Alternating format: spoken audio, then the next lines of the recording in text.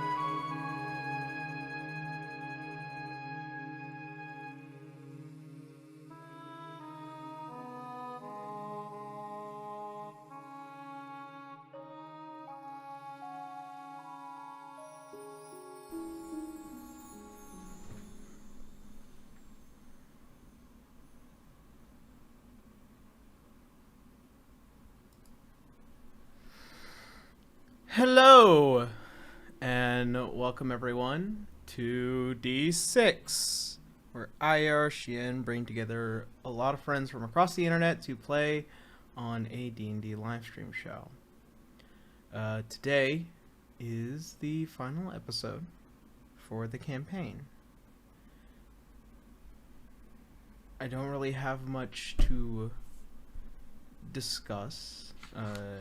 There will be a lot of acknowledgements and thank yous at the end of the episode, and plenty of announcements that will be coming. So if you're interested in finding out more, not just only for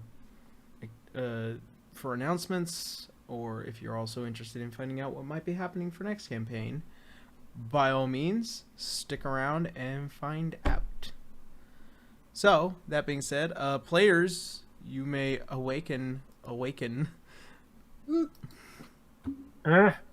Yellow. Yeah.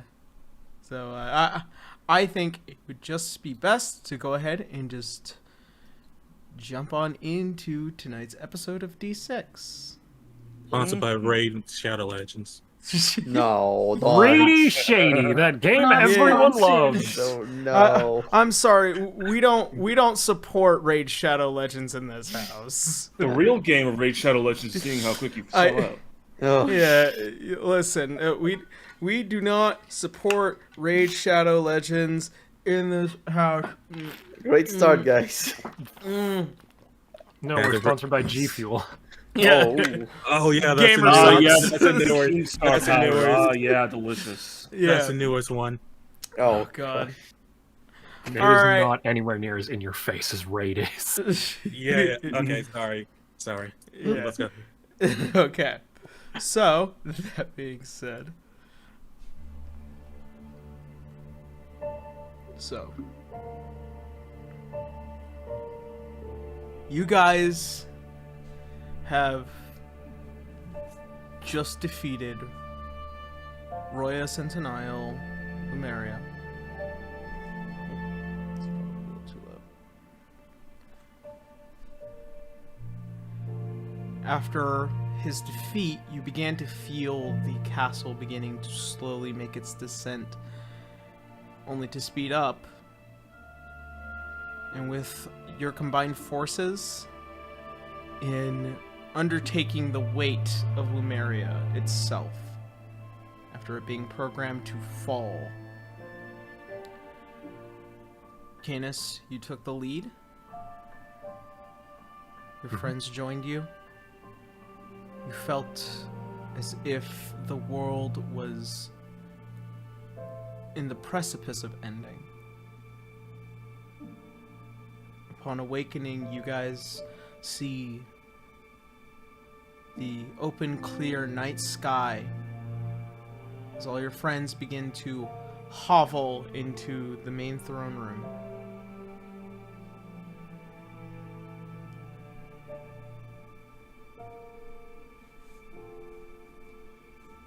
You look out into the distance as all of you see just beyond Arario, at forces with thousands of Warforged who are currently being deactivated or captured.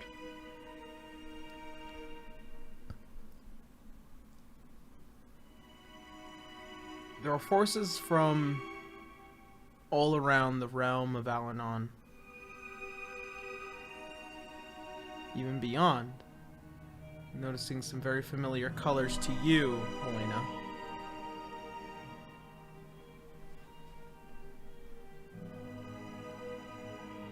As you all stand there, you begin to see that the emphasis of your endeavors and combined forces have led you to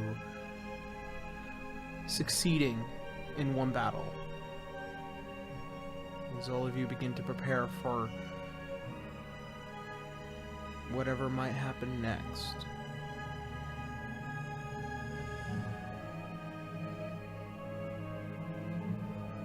So, what do you all do?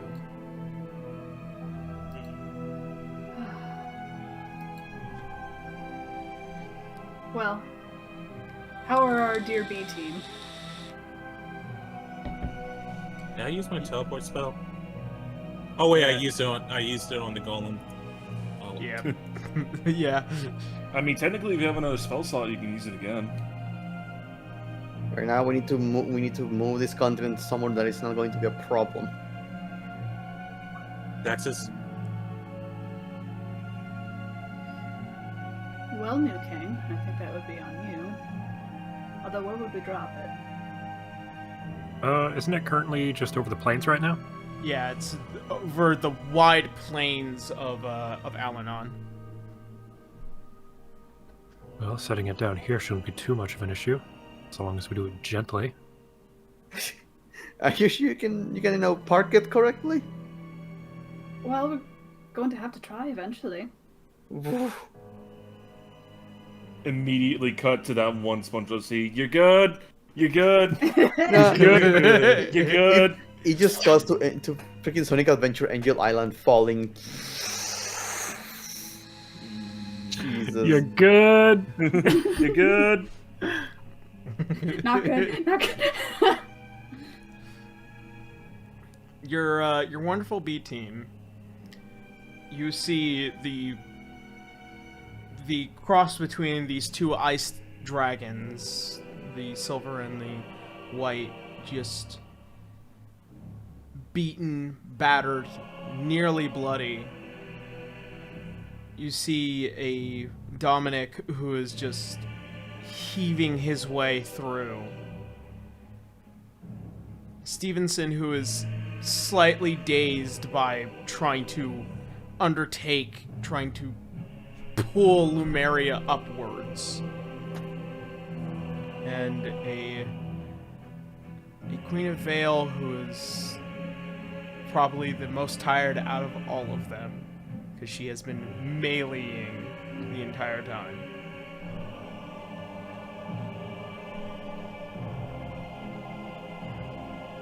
You guys get your rest. Do you have any more potions or healing? You see as Dominic begins to fold open his bag, and he's kind of just rummaging, and he manages to pull out two small simple healing potions. All right, take those for yourselves. We're going to try to figure out how to park a castle, continent, really. Like a continent. How Can't be flat as is far as underneath? anything else. Yarrow, You both talk at the same time. how flat does it look from underneath? Like the continent? It's not flat at all. Yeah, this thing is not going to park. Yeah. Let's see. Let's see. I used Wish already, so I can't cast teleport at 9th level. I think only Canis can park it. Yeah. Oh, okay. I don't think think the we- spell is gonna move this. You think if you park it in the ocean, it'll make an island? It might make a tide if you do it too fast. Parking in It was part of a lake. Parking in Texas. No one will ever care if we park in Texas. What's a Texas? Exactly. I'm sorry. I'm sorry, the most country area in my world is literally between an ice mountain and I think the trail along to Krog. And that's pretty much it. Would this thing sink in the ocean? Well, it can fly, so no. Yeah. I mean, Here's the thing, how do we secure this thing from falling? Because I remember, like we were told that the king would leave it and it would be fine. So Yeah, I think we'd be alright. The only thing Technically. about it was that it was programmed to fall once Roya was gone. You managed to, with the force of your wills together, to keep that from happening. Because So all it of you should succeeded be your checks. Hmm. Yeah. It can just remain as a floating city. And yeah, you we can have it move in the any plains way you area want. that nobody wants to go through. Seems That's fair hellish. enough. Well, if not going to immediately fall, then I guess we can just kind of chill here, unless we really want to park it. Well, we can't park it because it's not flat. We can move it wherever know- we want. Why don't we just put it back where it came from? Where did this come from anyway? It- Nobody noticed a The lake. floating continent. So, if you remember what I said in one of the past games, More than likely didn't. that giant open lake that Yeah, is no, next I know, to no, no, no. Arario I know is where it comes from the came lake. from. I know, Yes. but All right. but here's the thing: that lake has been there since we started the game, right? Yeah. Yeah, And I don't know. think any of Where us. was this? Wait. Where was this continent hiding this entire time? Wait. I have a question. Can you set this thing to like constantly go in a certain direction? just leave it If you in t- one place. Why you need to? Like you tell like, it to. like make Well, it keep hold on. going forward in a certain direction. Can you do that? If Well, you why tell don't we it to, yeah. experiment? Canis, can you? What is it like, Canis? Can you even move? Can you move it? I guess I How have many to be on the pedals are throne for there? that first. So You would have to be sitting on it, yeah. yeah. Oh, so you can't set it so that way it constantly go in a certain direction. And then we can just bail out of it, can we? What do you want to turn this into a meteor? I would. I don't know. I was thinking about maybe having it fly towards the sun. I don't know. I don't Oh, think that messing is- with the mass. Why don't we there's just put another it back point. into the ocean? I don't see why would we need to do that. Because it didn't come from the ocean, it came from a lake. My question is, where was this continent hiding this entire time? Everywhere. It- It had a world seed, so you know, It magic.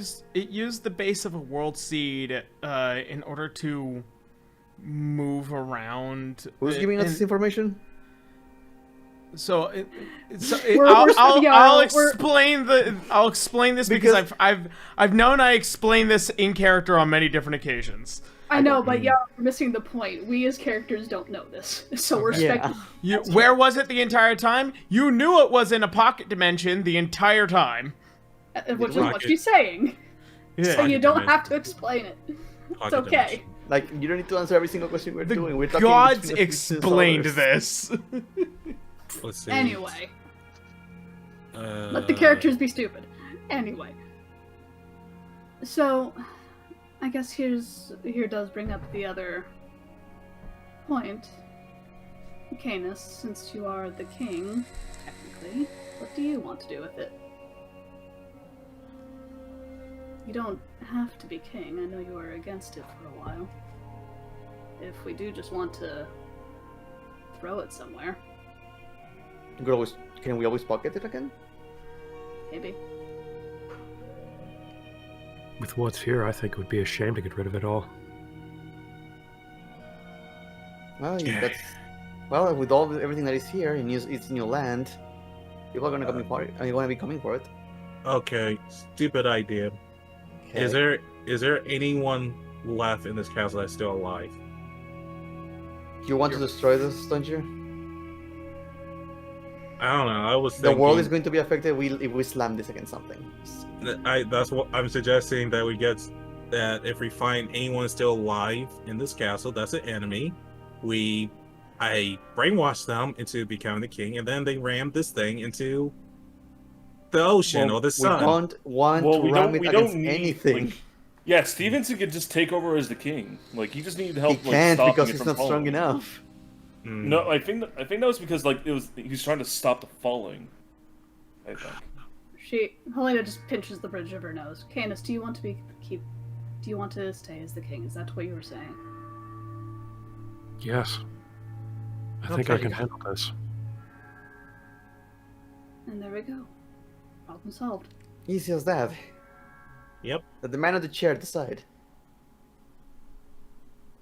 Helena reaches out to hold his hand. You're sure? Sure. All right.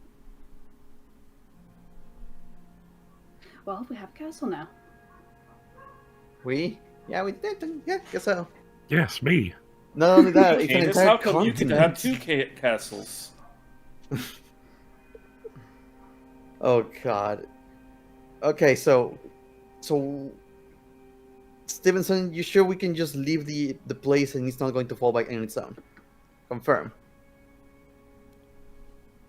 To confirm, as far as I'm aware, all we had to do was keep it from falling.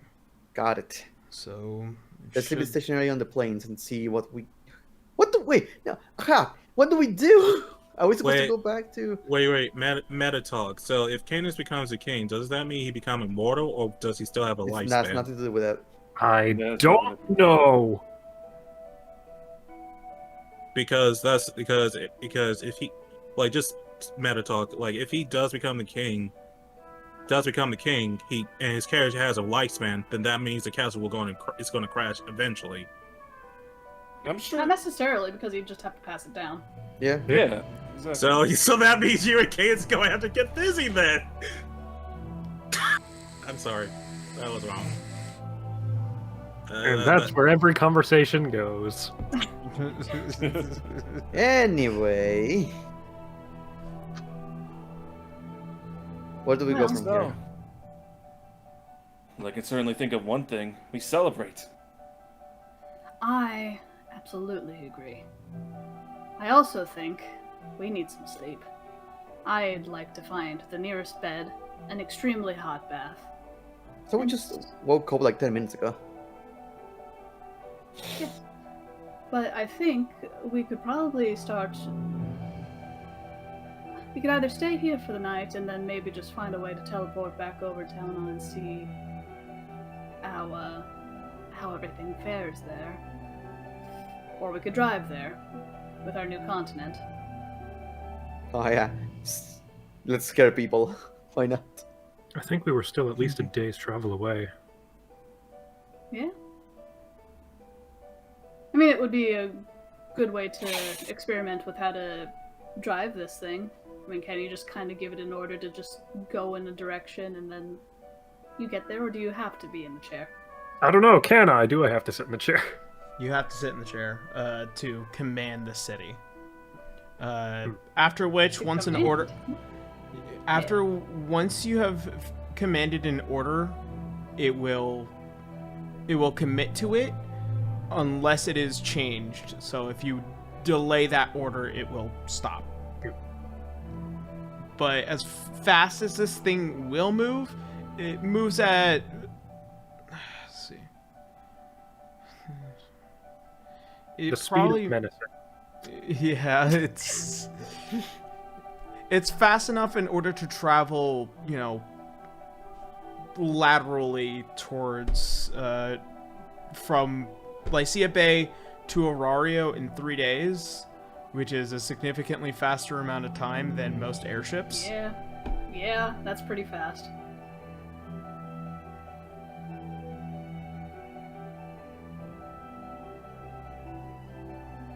So Arario? Yeah, I guess to Arario. To Arario. It's Arario. Besides, my airship has been destroyed. That is true. No, We have a bigger- not it was your an airship. airship. It was an airship. yeah, it was an airship, not your airship. Oh, neat, I have that too still. Yeah. Yeah. Gonna have to sell it to recover your fortune, but Yeah. Look for the One Piece. That's how you can recover it. I have the One Piece. It's now this giant flying castle. No, the One Piece is Mungo. Now the One Piece was a friend we found along the way. So, as you sit upon your throne and you command it, you hear almost like a faint heartbeat pulsing from the city itself, Canis, before you guys begin to see that actual physical movement towards the direction of Arario begins to be made.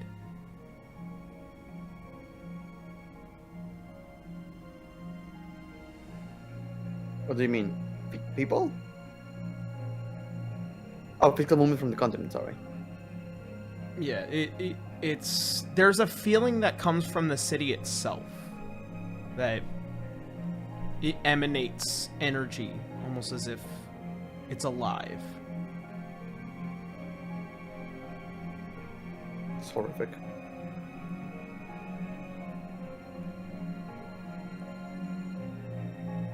So yeah, going to Arario. Seems like it. Seems like it. I'm gonna, I'm gonna take this chance to just take a sip of water and start skulking around the castle now that it's free. Yeah, Helena's gonna start searching for a nice big bed and even more specifically a nice big bath. I'm looking for valuables. Wait, are you sure you want to drink the tap water? I have Does my own this- water skin. Does this place have any bread? You want to know what? Here's what I will do. because it's going to be a lot easier to kind of track it this way. So, to whatever your guys' intentions are to look around this castle, I'm going to go ahead and have you guys start rolling some initiatives. So Okay. that way I can do it in order. Alright, let's do this. Okay, and just let me try to remember how much. Okay, plus 7. 11.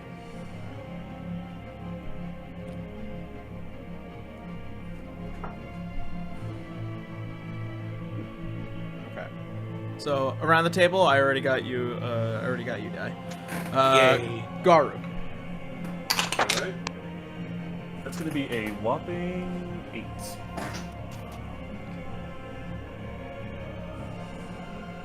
All right. River. 16. Helena. 14. And Canis. 12.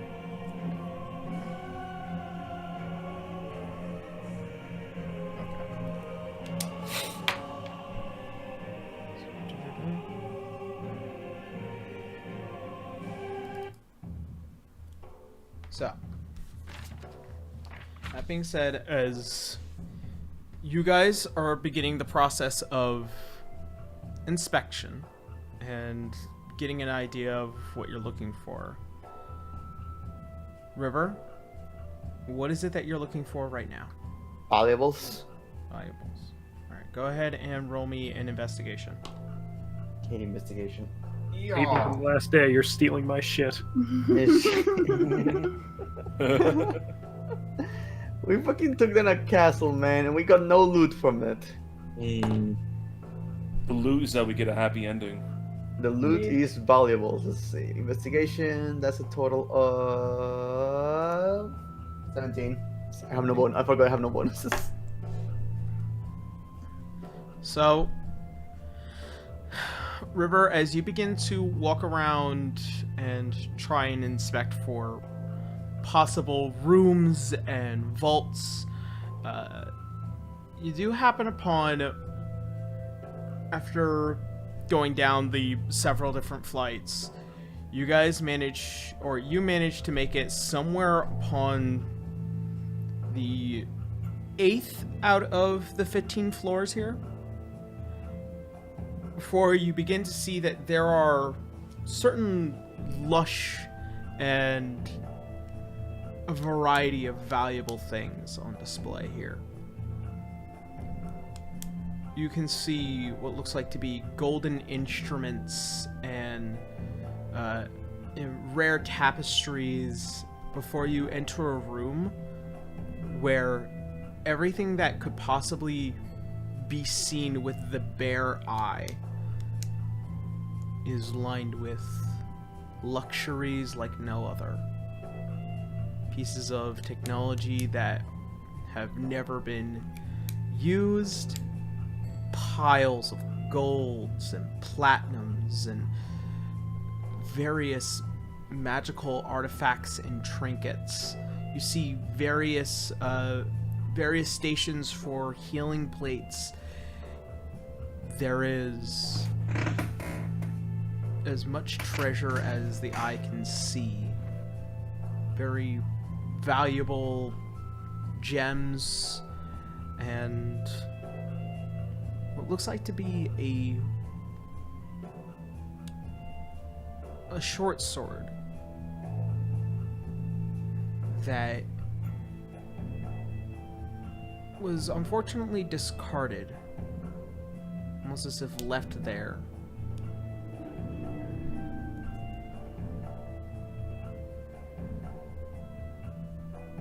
Sure. I'm going to start spending the rest of the day dividing this into 6 piles.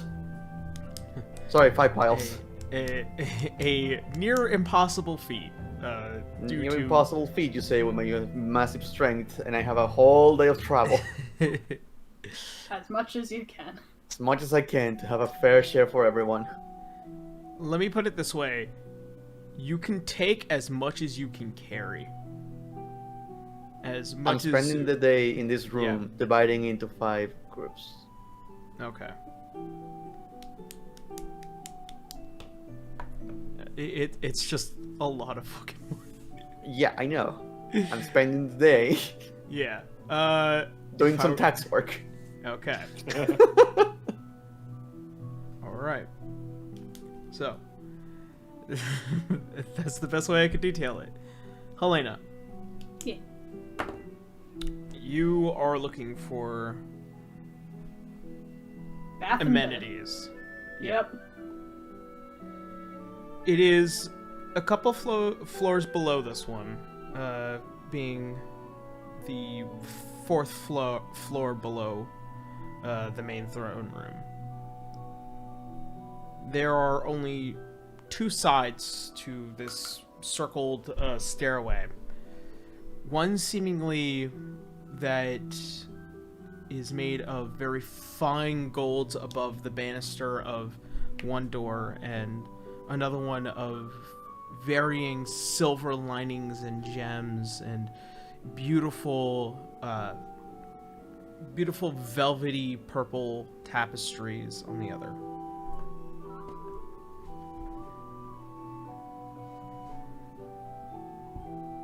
Yeah, she's going to just spend a good amount of time just in that bath and just gonna chill and pamper herself. All the water is about as hot as it can be for a floating city that is not connected to, main water lines. That's fine. But there are various almost mixed solutions that smell like, almost like like Bellini, Hawaii smells that are just very representative of calm and peace.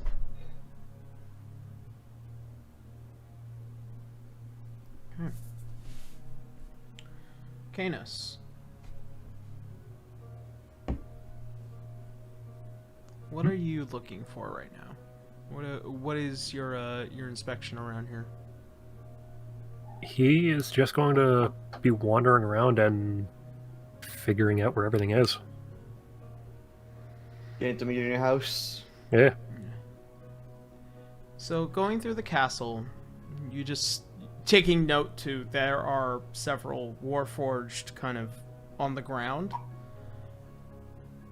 A majority of the gems are Dolan and grade. However, there are some that still have a sheen of red and blue on some of them. But they're not immediately waking up. In discovering a lot, you are witnessing Helena finding a very fancy room, basically a presidential suite at the highest hotel that you could possibly think of, and a river currently going through the royal reserves of... Stealing my ship. Yeah. Hey, Canis. That pile is yours over there. What are you doing? What? Are you robbing the place? Technically, no. How are you technically not robbing it? Well, it was his treasure. We took him down. We took property. We took loot. Adventuring 101. Fine, fine.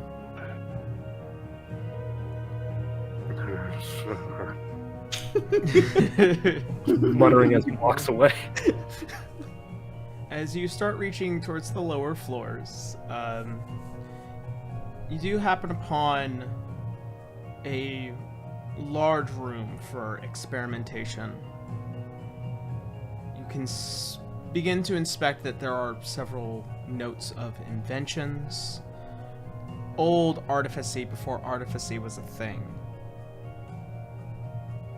Magical instructions, as well as relatively newer notes left behind by the old king. And definitely a black book of things that you wish that you were made unaware of.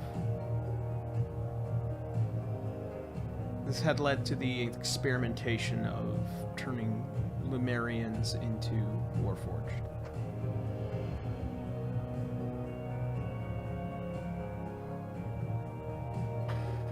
Anything as to why he was doing that?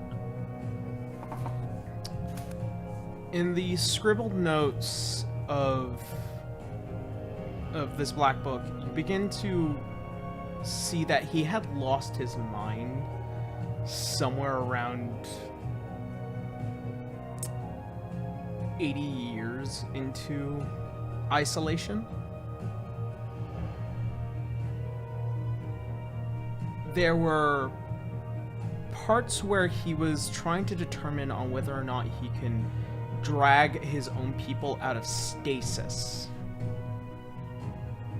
because he was the only one that was awake, by putting them into another form that didn't have to be bound to mortal limitations. However, when he did his first experimentation, excuse me. Bless After- you. After his first experimentation, he realized that the soul, the memories, the mind were horribly malcontent. The experimentation and the records after showing that the process of it was basically torture. And so he needed to basically surgically, magically remove those aspects, which unfortunately left a Warforged basically almost lacking their originality, the personality. The rather unfortunate thing is that the only real record of this first failure is that of a familiar name of Isaac, which basically had been vaulted away until the experimentation with trying to use what he had caused in Lycia Bay to open up portals, which led to more experimentation, which caused a slight hiccup in opening portals in this pocket dimension in the worst way possible, and putting effort into closing them around it. After which he had lost Isaac somewhere along the way.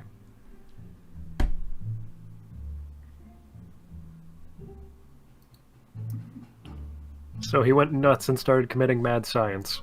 Hooray. Great. Science. All for science. Hail science. Good job. Science is the perfect cure for loneliness. Clearly it was not. Mm-hmm. Yep, that madness would build over the course of 100 years to the point where he would blame the gods for this. And that, of course, led to his demise.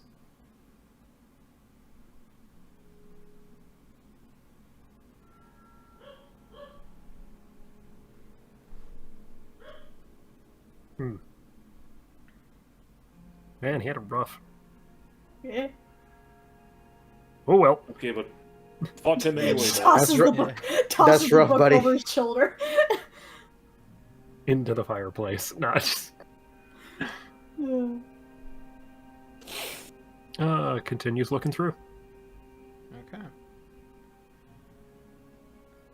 There are various rooms where he had extended his experimentations, and it bordered on something far more darker and nefarious as time goes on in investigating more of this and figuring out more about the castle.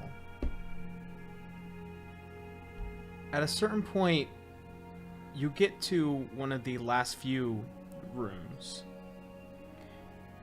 It is before reaching the basement, but also before reaching that threshold between the main floors.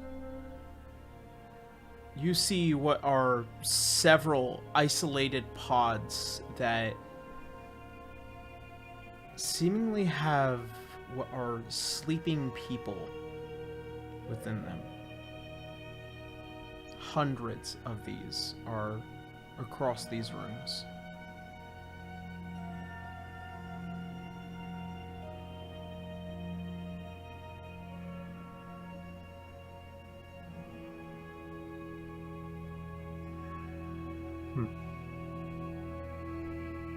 I suppose these were the next people to be turned into warforges.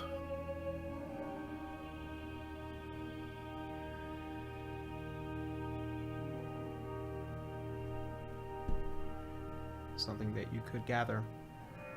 It wasn't until you put a stop to that.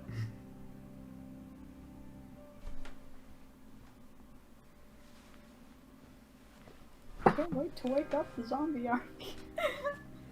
Hooray! Yay. Hooray!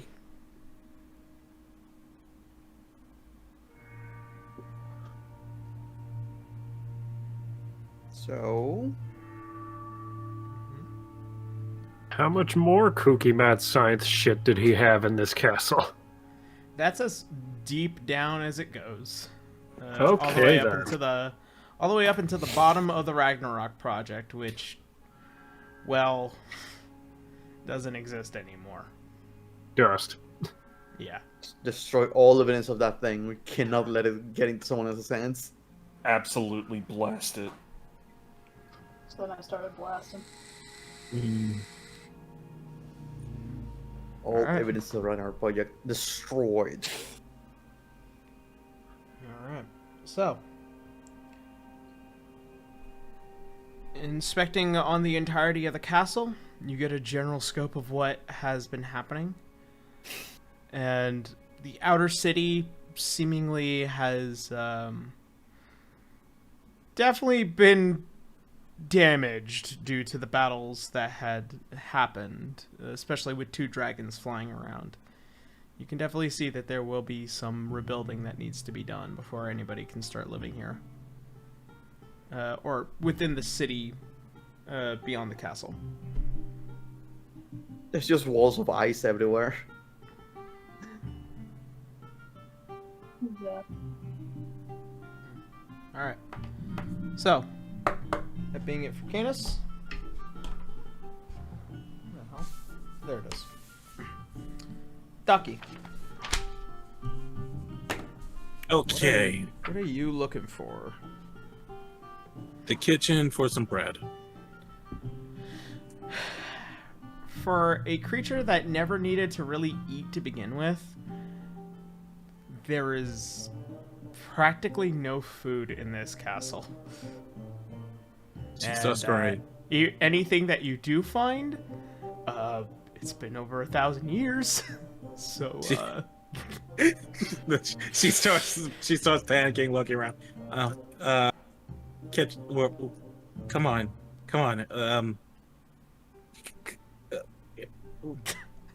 There isn't There's even- gotta be a kitchen. There's gotta be something here. there isn't even I am flour. going through bread withdrawals right now. I will have my bread. I saved the freaking continent, and I will have my bread. All right, where's the library? You wanna eat the books? The books can technically be considered food. All right. So, for your sake, in looking for the library, go ahead and make an investigation check. This is a rather large place, and there's, and Canis is the only one with directions, but he's kind of out and about right now. Oh, 7. 7. Mm-hmm. I mean, there are multiple studies throughout this entire castle, each one designated to very particular interests. You, however, find a different kind of study. This is more of the personal varietals to keep oneself entertained. A lot of this stuff is mostly written fantasies and fiction. There is nothing of absolute substance, especially for one, especially as one is a wizard as yourself. All right. Oh wait. Okay. Let's see. Maybe. Wait. There's gotta be a kitchen. Wait. Where is this? Is this the library? Maybe I can entertain myself with whatever books he has in here. Let's see. She opens a random book. What do I need to roll to find out what's in the book? You You don't need to roll for much. You said that there's like some fiction like, stuff. Very fictional, like almost childlike stories. Okay. In opening this one, with your roll, unfortunately, wasn't very childlike to start with. How? What? She's like, what? You found the porn. Someone has a very imaginative imagination, I guess.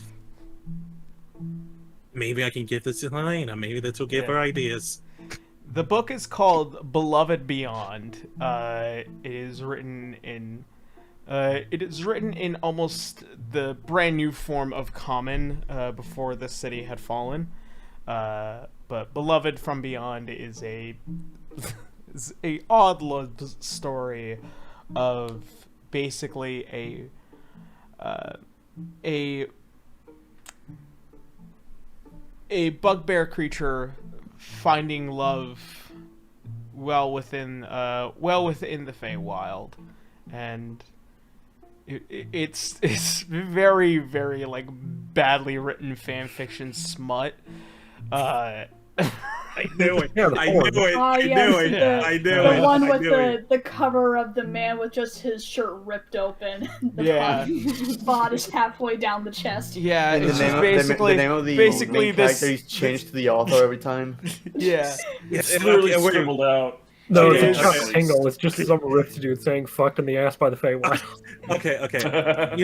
When she starts reading, this is so bad that I'm actually enjoying this. I wonder what other weird stuff he has in here. So she spends the remaining part of this whole adventure just reading his smut collection or whatever. Okay.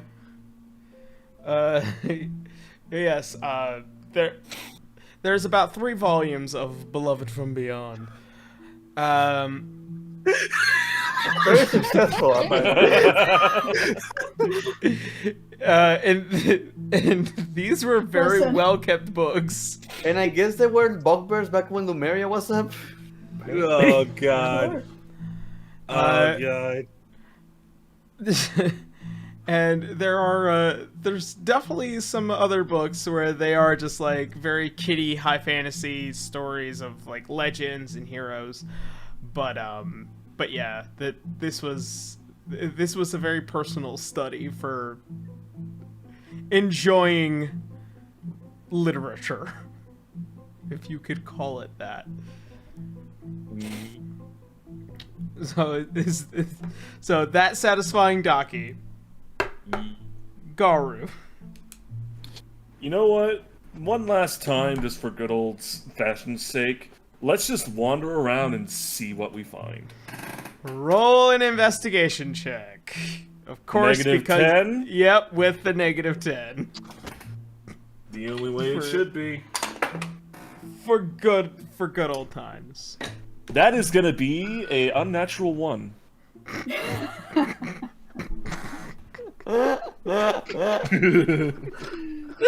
only Garu. Okay. Garu. Mm-hmm. you decide to travel throughout this castle without at least a Sterling to guide you. Into the factory. Becomes So, robot. as you begin to look around, you manage to find yourself in a rather precarious situation. Helena, as you were trying to take a bath, I was going to make the joke. Oh no! I was too. you hear the door swing wide open as a blind black dragonborn with gold markings across his body enters the bathroom. Is this gonna be like one of my Japanese anime? Helena is just going to quietly just put her chin in her hand and just quietly watch and see what Like, happens. what is he doing? She is not going to give him a single ounce of warning on where he's going. Okay, roll stealth. Is anyone in here? Just gonna, just wandering about. Hello? I could have sworn I would have found the treasure room by now. And he's just gonna walk around and just. He's gonna look into a cabinet, I think. As you're kind of just feeling around this area, you manage to find what seemingly is like this sprawled out sink of various little tidbits and perfumes and eau de toilettes and various chemical mixtures for shampoos and conditioners, and as well as practically, makeup before its time. Helena, This is a weird Helena is smelling going to treasure. make sure she is directly parallel from Garu so that the pool is right in between them, and she's just gonna flick the water to make a little dripping noise. Huh? You hear. Would you see her aura around that direction, by any chance? Come on, man. For the sake of the Well, argument, what's- Helena, make a stealth check. You know what you're asking, man. Yeah, make a stealth check. I wish I was there to make you roll a 1 right now, but You're it not would be there. hilarious. But I'm not there. It's that part. 29. Garu, as you kind of just whiff around the room, the only senses that are being overtaken right now is the smells of those very, very nice colognes and the smells of bath salts, and there's just a lot of input that trying to detect an aura right now in this essence, especially an aura that is currently suppressing the entirety of their being. Congratulations, Helena. You evaded detection from the blind man. Hooray. Congrats. You don't want Gar's to just achieve- overwhelmed by the fucking perfume. Man, I didn't Yeah. expect the king to be so fruity. So fruity.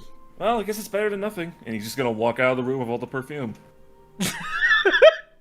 You hear the Helena as you watch this grown dragonborn just clatter together in hand all these very, very nice and just organically made perfumes and eau de toilettes and colognes and shampoos and conditioners and soaps and everything just goes with should be- him.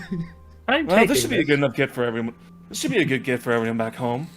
And he's just gonna walk out. Helena snaps her fingers since her mischief didn't work. You hear What kind of mischief were you thinking? She Huh? was hoping to lure him in and make him fall into the bath. yeah, you What hear is this, one of my Japanese animes? You hear a slight shift of water rustling in that room, Garu. Huh? Again? Jeez. I must have a really bad plumbing system. Oh well. He's gonna like walk away with the perfumes. Yeah, she's not stopping him. All right. She was just trying to cause mischief. All right. So, that being said, as had to do it, Boo. You had to do it. Of course, we're good. You know, for old time's sake. Yeah. As you guys begin the process of sorting and discovery and reading and finding respite, the night will come to a close. Upon the dawn of the new day, you all begin to make your way to... You finish making your way to Arario as the city now floats nearby. As there are various armed forces kind of keeping an eye on what's going on up there. But no Warforged have been sent down. It's just still. The rains that had come during the night have dispersed. Should you send a message that we are the ones in control? I just thought of that, yes. And he'll send that to... Who would be in charge of the guard at that point? Queen? Probably the Queen? princess, yeah. Yeah, the princess probably best idea. You're saying we dealt with the problem and we're in control of the flying castle. Don't panic. Don't panic. Don't. It's cool. Remain calm. Everything's Daijobu. We're simply Remain- blocking the sun from appearing over this town. We're not on Do top not of it, be are we? afraid. No, we're not on top of it. We're by it. We're by it. If we are on top of it, it'll shift it over just a little bit. Just a little bit. Just... You good? You good? You good? By midday, the word does get out. And you begin to see the relaxing of various forces from across Al-Anon beginning to be expressed, as many are heading into Arario in order to assist with whatever Warforged managed to make it in and cause trouble. You begin to see that the streets begin to slowly grow in various individuals coming out from being hidden from the Eclipse Eye. And in announcing that, you hear almost as if a sigh of relief comes from just a new day.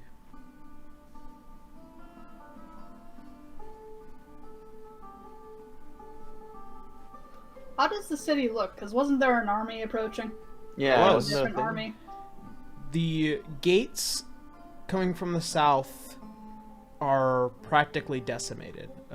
Several of the Colossuses were basically siege monsters. Wait, the south? I thought they were coming from the north. No.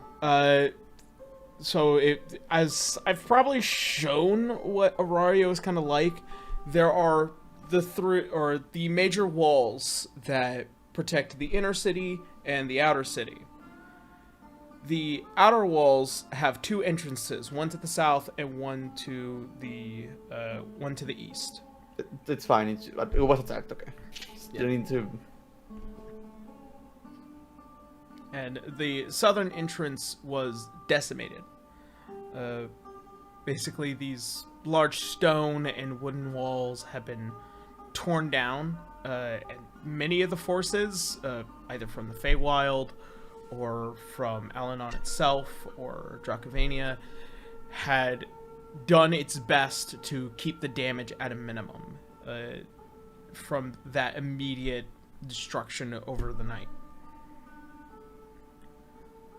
But as far as the city is aware, There are several captured Warforged. There are people beginning to act as reconnaissance for the sake of assuring safety.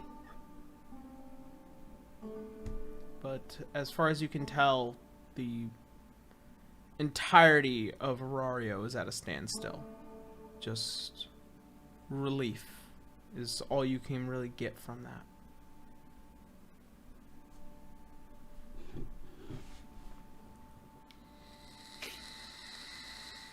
While we're here, Helena's just going to like kind of look out over the edge of the to the city. How do we get down? They We got do one have way. 2 dragons with us. And most of us can fly. That's And we fair. do have this. He's gonna pull out the griffin statue. Tex. Oh, wait. So you have not used that one. And the owl statue. That is true. I was just And you kind have of a wondering broom. what. That is true. I was just wondering if the city like had a way to do that. Cause like, what if people don't have a way to fly? That Is is a there good anyone else question. in the city? Yeah. Or you think there's people captured? Well, I mean, we saw a bunch of the golems, and I don't know. What if there's more like Isaac? Shrug. Like, I'm how sure do they we get, can let the- how do they get down? I'm I sure did we find can in the let the city castle take care several of people that. who haven't been warforged yet. Where are they? I'm pretty sure this is a bigger issue for the city and whatnot. I'm sure they can do a wide-scale search, but we're only just a couple people. Yep. We do have time. So you're 3,000 clerics to scan the entire continent. God, Yeah. that's still a stupid number. Yeah. I don't mind doing it either. I can't believe I'm on volume 3. What? Did you just steal the books from the library? Yep. Hey, this is really bad, but this is really entertaining. Oh, hey, I know What that is book. it? I don't know. I think this is personal fan fiction stuff. I don't know. It's just really entertaining.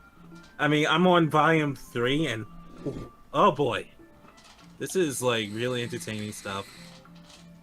It might be because I'm suffering from the bread withdrawals, but at least I'm not eating Well- anyone's bed. Bread withdrawal? Yeah, At bread. least you can read. Gower, Ducky eyes light up. Gower, do you want me to read this to you? Garo's gonna... What's it called again? You don't want to do that, brother. What's the name of the book? Beyond, Beloved Beyond. Beloved Beyond. Oh, I read that one. Hmm. It gets good after after volume 2. Yeah, it really does. Maybe a quick little snippet would be nice. Welcome. Which implies that the author is probably from the Feywild. I mean, if the book takes place in the Feywild, What happens in the Feywild stays in the Feywild. Apparently not. There's a book for it. Yep. They do some more crazy shit in the Feywild. Oh boy. listen, we live for a long time. We need to find some way to entertain ourselves. So. Anyway, let's fly down. Might as well get the up and up on all the situation. Wait, fly down so I can get with place with food. Yes. She Yes. throws the book out, and then she looks over, hopping up and down just to grab something to eat. The book clatters upon the cobblestone. I thought you threw it over the edge for a second. I did too. Yeet! Also, I make sure to have my part of the loot in my bag of holding. By the way, Yarrow. Oh yeah. So technically speaking, how much loot do we get? Just Uh, just a small amount.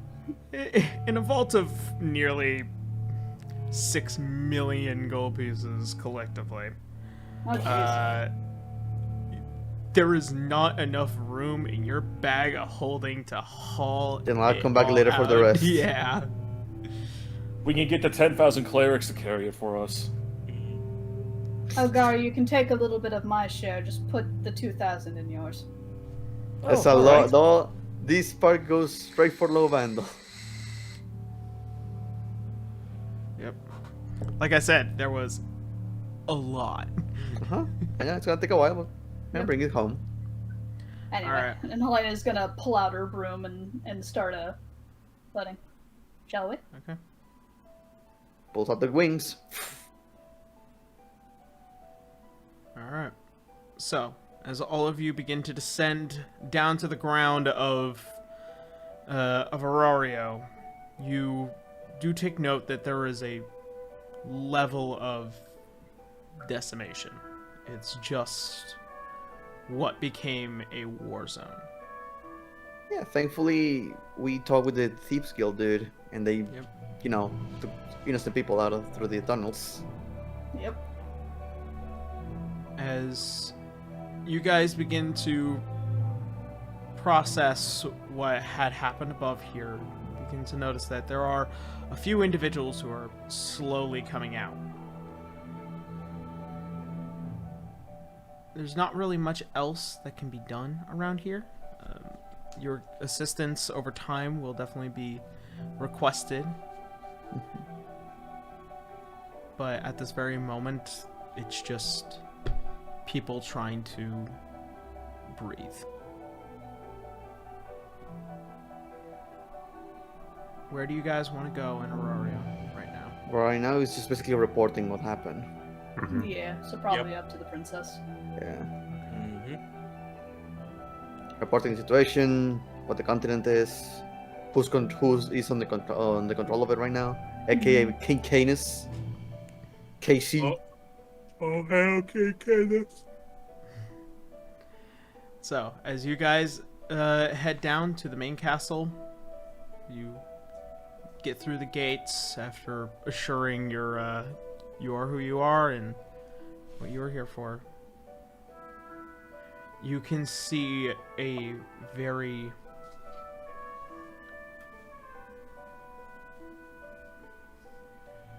tired woman from when you guys had initially left the morning of to this day. You can see somebody who has just been trying to stay awake the entire time. In the main throne room, she basically just dragged the main table just to direct what soldiers that were at her disposal to go.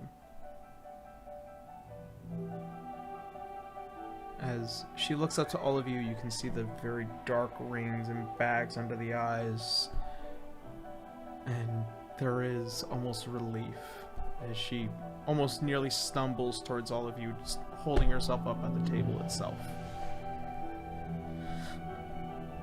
I'm glad all of you were able to make it. Likewise. Yep. My apologies if I'm a little underwhelming at the moment. It's fine, dear. We weren't much better after the battle.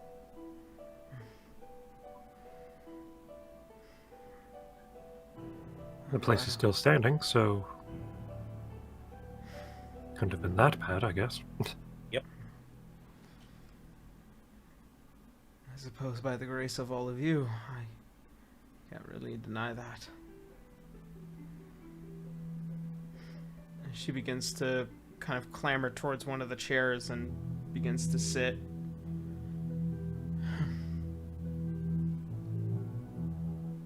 You can see his B team also slowly coming around with you guys. I suppose now we're going to have to talk about what needs to be done for the time being.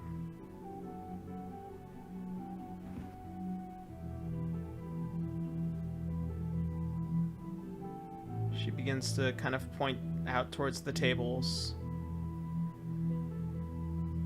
shall we? Yeah, take a seat.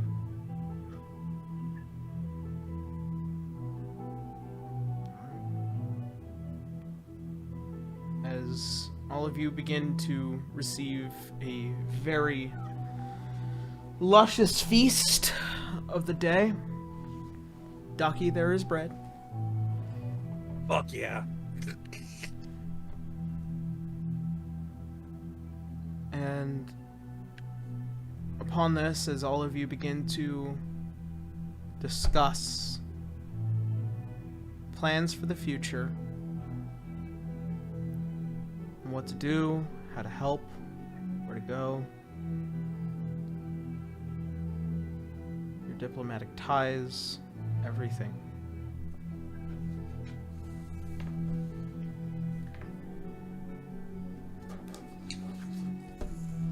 That being said,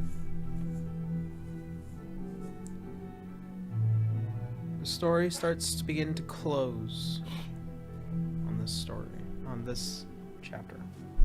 However, many decades will pass before what could possibly be finished and done could ever be done.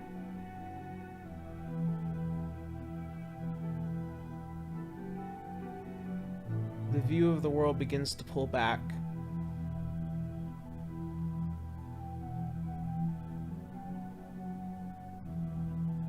And we begin to see the story of the next 50 years of all of you and the world itself. So, that being said, I am going to use my initial initiative roll for how we will be going about this. So, Could you skip me? I need to use the restroom here. alright, then we'll start with Holy. I realized I will be going first. I was like, no, wait. Yeah. Be right back.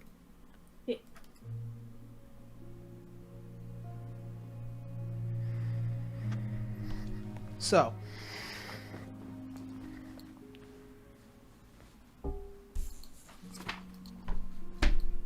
before anything, I do have other epilogues at hand that I would like to get through before we close on you guys. So that way you will know what happens to very close family and friends. And then I will finish out with the rest of everyone else's story. So. Right. Hold I need to take care of my dogs really quick. Yep. So, in 50 years, over the course of the life of one Lionel, Lionel commits himself to not just only his store of knickknacks and various magical trinkets. This store begins to expand a bit out into the mainland of Yimnan. However, Lionel never really stopped looking for a way to prolong the life of his race.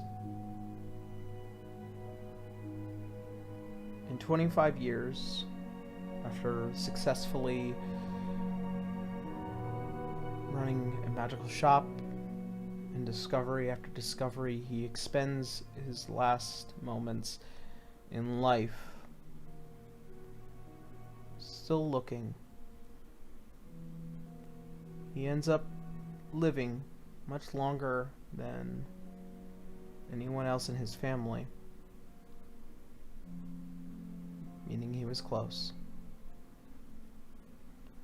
You all attend a very heartfelt funeral for your friend. He is buried with many of the knickknacks he had created over the decades.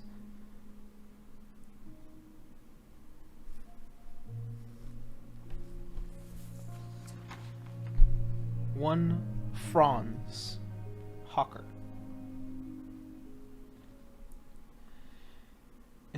his first 5 years, he still commits himself to closing the rest of the portals that have popped up around the southern mainland of Al-Anon with the assistance of the Emerald Enclave.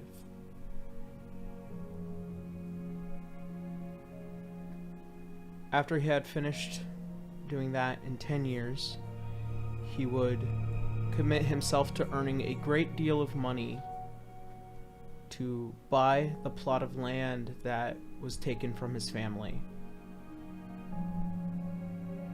And he would proceed to farm for the rest of his days. In 25 years, he would make an inn along the path between the Emerald Enclave and Tilobondel, a place where people can stay, catch the breath, and make some pretty good money.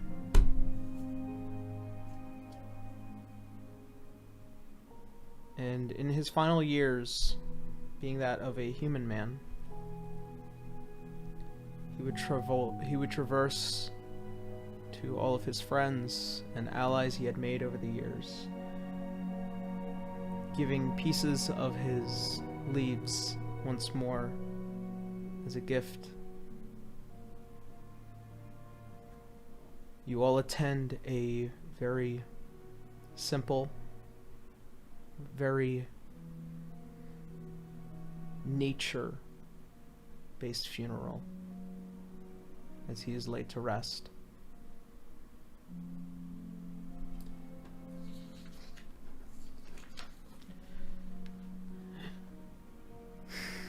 Urzer, in his time, in 5 years, he spends a great deal of it with River, and in assisting Lobondel as much as he possibly can, and he helps set up various means of preserving wildlife in various areas, of course with the assistance of Franz. And in 10 years, he would establish a much more firm nature reserve, along with a keeper over all of Al-Anon.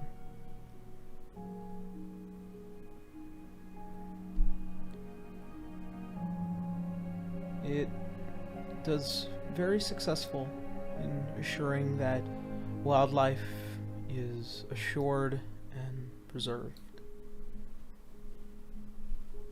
Over the course of the next 25 to 50 years, he spends it well with River, to which River will discuss later. Sirocco. In 5 years, Sirocco moves into Hollingrad permanently,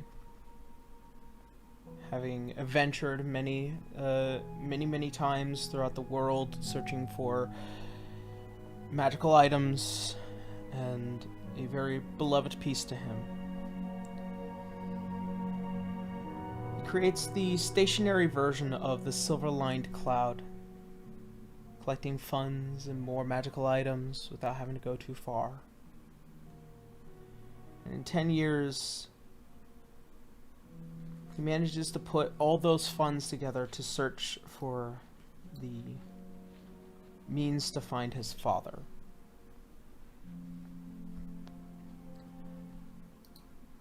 He successfully finds the people that stole from his mother, but instead of killing them, he offers to buy back the gem bottle that was stolen. And all the magical items his mother had before.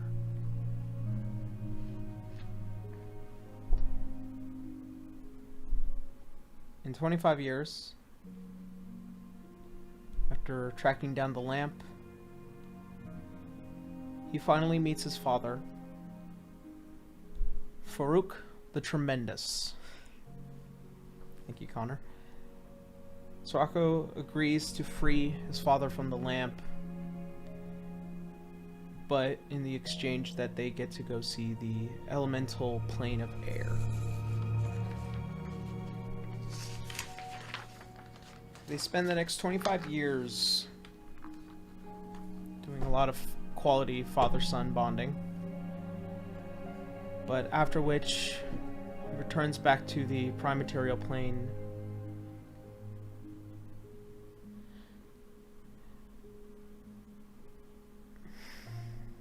and by the time he becomes very old, the age of 83, returning to Hollingrad once more, he goes to the swamp where the home of him and his mother were. He would create the shack, a place not only to sell magical items, but also a place of respite, known as the Rumbling Merchant. Makes his final home.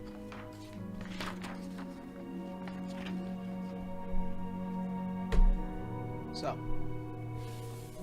that being said, go on into the main players. Is River back? I've been here. It Okay. didn't take that long. Alright. River, what do you do over the course of 5, 10, 25, and 50 years? You know, this was very difficult to come up with because I can't even think of what I'm gonna do in the next year in real life. Understandable. So River, 5 years in, she's gonna keep adventuring with the whoever wants of the group. As I think we can speak. I can speak for most of us. We have a couple of unfinished businesses. Mm-hmm. Yep. Like dealing with the Rakshasa, curing River's lycanthropy, helping Garu with the Kraken. Which you all, in your last few adventures as very powerful adventurers commit to. You do end up finding the means to cure your lycanthropy in that time. It took a lot of effort, some magical items, as well as the assistance of Canis and multiple different clerics at the exact same time. You mean all 10,000 of them? Why does the number keep going up? And 10 to the 8th clerics. As We promised Garu that we were going to help him with his family, so that's part of the things we're gonna do as a group. yep, Yeah. in 2 different stages over the course of 5 years. One, as you guys are walking out of a portal, basically patting fire off of you guys and pulling out small chunks of tufts of Rakshasa hair and just You eat 'em? Canis stepping out of the portal in nothing but Rakshasa gore. You guys come out of the 9 hells, and no less than a year later, you would be coming out of another portal as all of you are basically splashing out with a funnel of water as you guys are just being washed along the cobblestone as you guys are That's on the you, list. Just there- cross it. you also see as Garu stepping out with a yellow eyeball in hand and a chunk of a tentacle out of his mouth. A very successful mission. Crossing off the list, giant fish. Garu, why do you have that in your mouth? Spit it out. It's a Spit it out. it's a trophy. You don't What? need to carry it in your mouth. Why? I mean, It's not he's like I can kind- get any diseases from it. He's carrying Daki No, in that- one hand and the eye in the other. He has to carry the tentacle somehow. Yeah, Daki underarm. Daki just like You've seen some fucked up shit, but nothing like that before. Cross that off the bucket list. That wasn't a part of the bucket list. That was Sorry, just a thing to-do list. I keep forgetting how you people called it. There.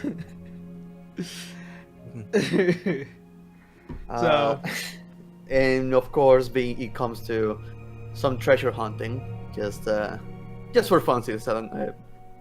Okay. Since money needs to be made, and adventuring is not like now, so treasure Okay. hunting is a big part of those 5 years too, at least the very end. Over the course of treasure hunting in these years, you do manage to accumulate a massive fortune in finding magical items, of course with the assistance every so rarely of getting information from Soraka. But you do manage to find various magical items and piles of gold and treasure and various high-flying adventures all throughout Heimel. Once the 5 years of glory are gone and done, River basically returns and makes sure Low Vandal is well taken care of. The integration of Low Vandal with the rest of society once again, keeping the refugees that were attacked from the previous town she lived in. So taking everything, all the halflings in, all of them getting here. Low Vandal welcomes you. Okay.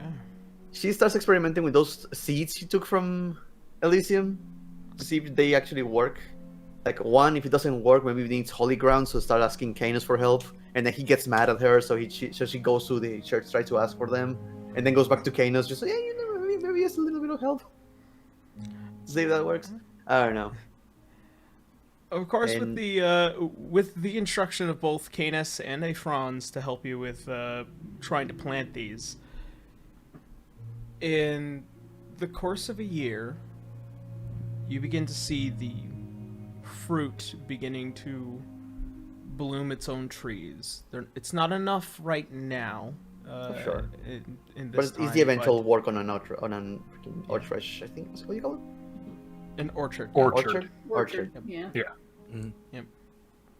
Yeah, and right at the end of the 5 years, she just starts making preparations for a militia for Low Vandal, so it's well protected. Okay. 10 And- years, at the age of 38, the House of Low Vandal keeps expanding as more people come in, as people do multiply. Yep. Animal protection and safe havens are constructed, known as the Runic Boar terrains, which will work alongside France and Ursa. More safe havens and reserves for animals and rare species on the outskirts of, well, technically it's property of Low Vandal, but, you know, special forest area for them. 25 years at the age of 53, well, by the year 11, technically, River and Ursa finally consummate marriage after she, both bottoms decide to freaking, River, okay, take the initiative. I'm gonna have to make a family. Yeah, we don't need to worry anymore, as the wars seem to subside and things are less concerning to be dealing with. So it's time to start a family. River is one of the highest priorities since he lost hers.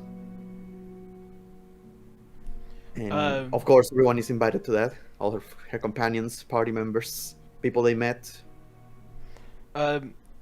You had detailed to me the possibility of that. I had also detailed back to you the possibility of certain roles needing to be made. Do you want to do those now? No, Why not? I'm gonna go down the list. So Okay. No, okay. Well, it's perfectly fine. I've pulled out my sheet for this. I don't think it matters, unless at least only for the first thing. But I don't think it really matters right now. But Okay. basically, it's the marriage. Nothing huge. She doesn't like huge, but she does have her friends around. And then Canis gets mad because of the halfling games they do at weddings. and just a bunch of mud and pigs and running around on hills. It's just a bunch of shit that he hates. Having a laughs.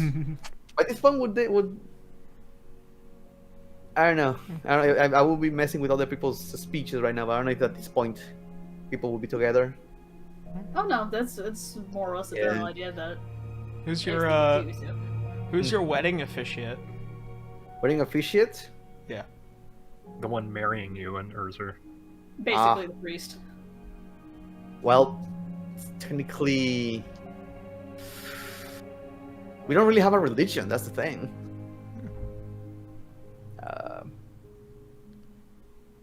I think it will be the closest thing River has to a father, which is her dad, adopted dad. If she managed to find them, her mother and her father, because religion there's none. Yep. It's all under the blessings of living. But at the age of 42, River has her firstborn, Loke Dusklick. It's a baby boy who grows to be quite an adventurer. That's the one if you want to roll to see if he becomes a halfling or a tiefling, or technically a halfling tiefling. Or just a really short tiefling. A really short tiefling is the implings. A tiny green goatman. Okay.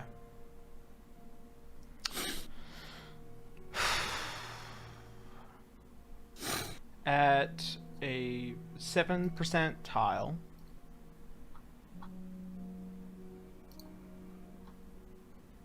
your son does grow to be a full-on halfling. Oh, my baby boy.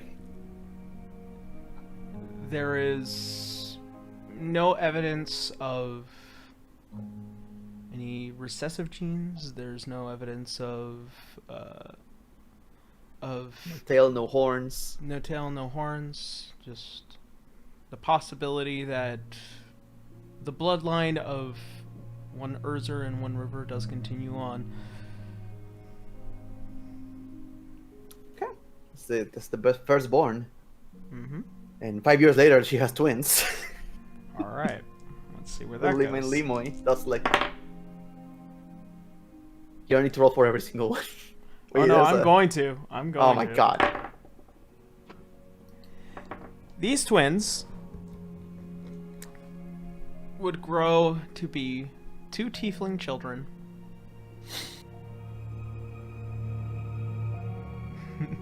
The As, halfling tieflings.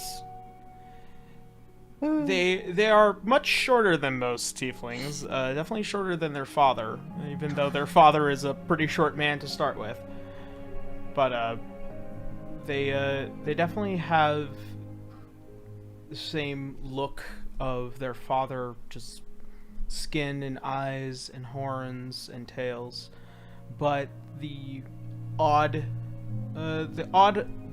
that comes with them is that they have the same bright red hair as you. It's like, oh, yep, there it is. there's the Yep. tieflings. The halfling tieflings, the little implings. Yep. The implings. The implings. Inklings. And of course, every single time is going to be Helena present because she needs to know about all the nephews and the nieces. Yep. And Canis gets mad for some reason. Why do you say he always gets mad? You're always mad. He just looks grumpy. Alright. Lovandel's vacation resort construction and completion takes place during the time lapse of the 25 years. Mhm. So River's dream is to make sure that people can enjoy Lovandel once again, not only people who live there, but people who come here. So since Lovandel has territory over the beaches in the south, turning it into a beautiful vacation resort sounds like a good plan. At least to make some money too. Yeah. She also invests into Lumerian research for Lovandel's progress. My understanding is that it's going to be there's debates regarding the Lumeria continent and supporting Canis. She does the investment to help, Mhm. but also get something out of it, because of course that's business. And at the age of 52, River gives birth to Leon Dustlake, another baby boy.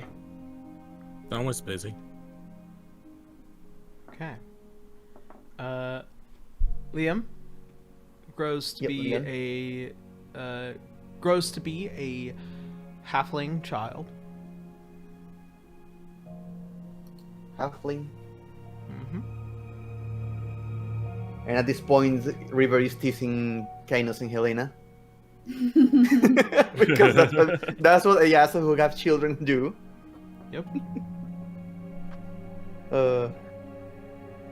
And of course, she doesn't let Gyro get too close to the kids because he might get hurt. Wait, you said she was 52 at this What is that point? supposed to mean? She probably will be doing at this point. You're the blind man. Be careful with people. Yep. But of course, she would not. She would always welcome her party to visit Lobandel, because always bothering them to go to the birthday parties. 50 years in, I feel like we should have done like 5 years, then everyone 5 years, and everyone 10 years, and everyone. But I guess I need to go Yeah, through maybe. them. Yeah, just it's fine. At the Easier age to of go 55, Lovandel's nature reserve continue progress, so more increasing the help of rare species and helping nature around Lobandel, making it a beautiful little paradise for that Franz and Erzer helped build. Mm-hmm. At the age of at the age of 53, River gives birth to Luke Dustlake, another baby boy. Another halfling child. Full halflings. Mm-hmm.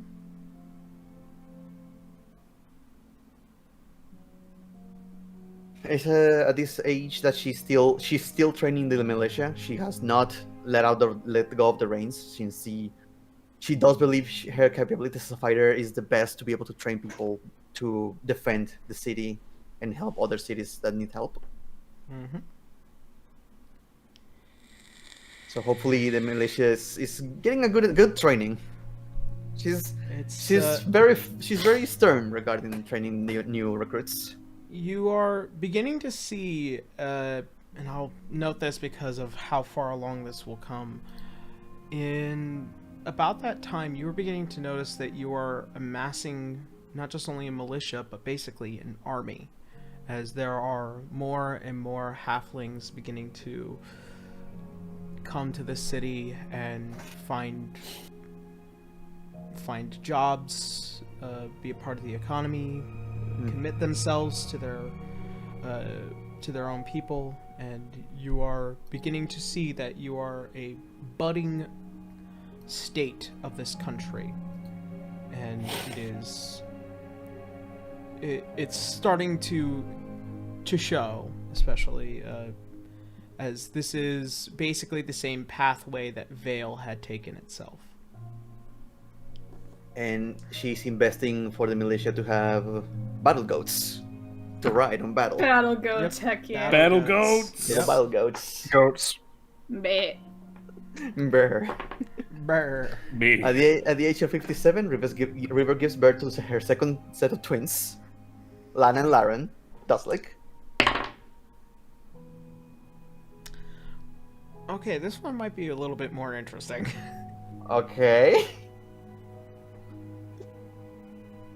So, in the sake of this, these two, when they are born, they have the same figure as their father. They are tiefling. But one of them does not ultimately become full tiefling. The true Impling. Do they have like one has a right horn and the other has a left horn? So, one of them very, very demonic in design. The What other the one, fuck? The other one is almost as closer towards you. Only except that their eyes are much like their father's. And in the hair, there's a lot of red, but you could also see various streaks of white. Your death hair passes over. And the other one got way more tiefling juice than the other. My little implants. Your kids are fucked. The little things. Yeah. Oof. And at this point, since there appear to be some discussions regarding what to do with Lumeria. In River's eyes, Lumeria belongs to Canis. So what happens to Lumeria is going to be up to Canis. Depending on what Canis says on his turn, it's going to be Lobando is going to stand by his side regarding his decision of what to do with Lumeria. Is acknowledging his property. Canis is going to have full support of Lobando. Alright. So it's going to be up to when he gets to say it. Oh boy, the halfling goat knights. Yes! Yo. At the age of 59, They're really bad. River gives birth to Liberty Dustlick. A baby girl.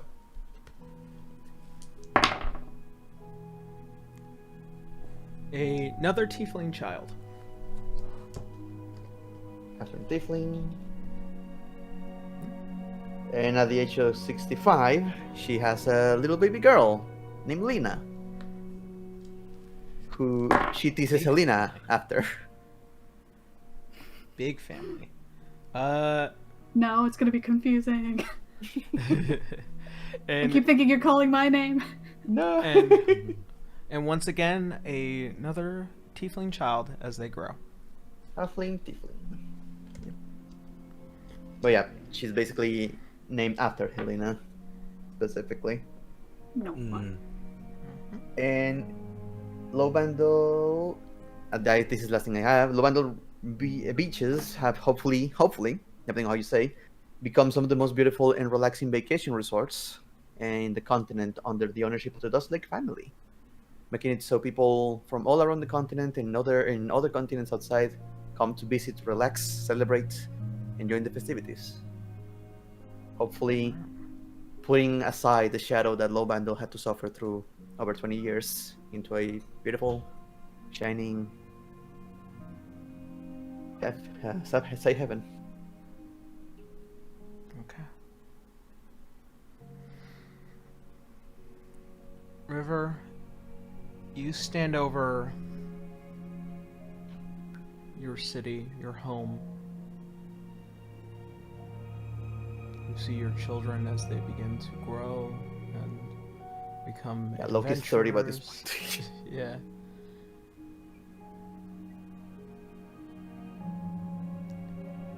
You can definitely tell Urzer, even though being a young man, is aging a little bit quicker than you, though. I thought he is also aged like 115? Yep. Oh, well, you have a much more 200. Yeah. Yeah, you longer still time age- span. Yeah. Yep. But you throughout your entire life, from suffering and turmoil,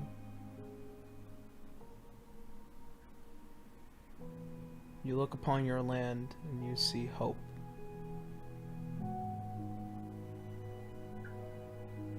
And upon one night, as you begin to try and rest with your husband, you see a single bird, a black bird perched, staring out into the oceans on the balcony of your home.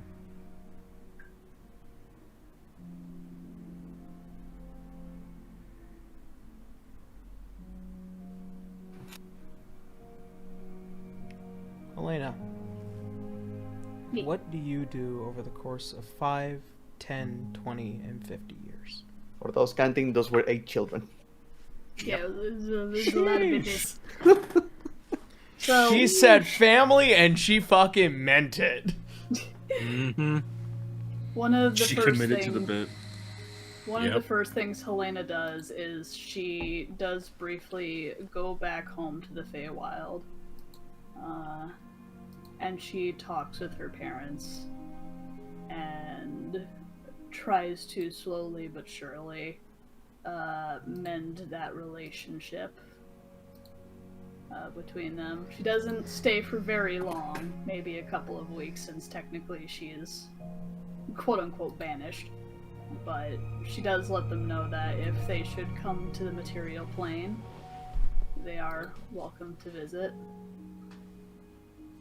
Well, with you, and acknowledging that you had to go to the Feywild to begin with, making your way She's back also to the going to Primature. talk to the king to see if she can't get back a little quicker. 12 years later. It doesn't. The time difference isn't that violent, believe it or not. 96 years later. Oh shit! Everyone is dead. 26 seconds later. There is a long conversation with your parents. A lot of tears begin to roll from eyes. A lot of personal regret with your parents. It is very difficult for them to express their decisions, their regrets. And in 2 weeks, you managed to break through with your parents, having them just step away from their jobs for just a moment.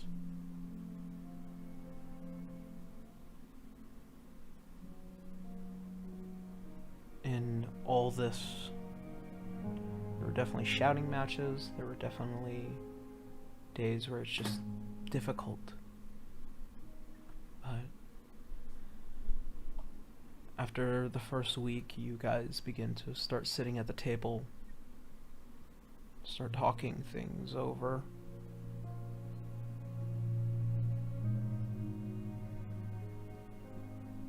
You remember the same image that your father had given you from when you met the Dawn Rite. And he viciously apologizes, bearing the weight of his failures, not just only as a father, but as a parent.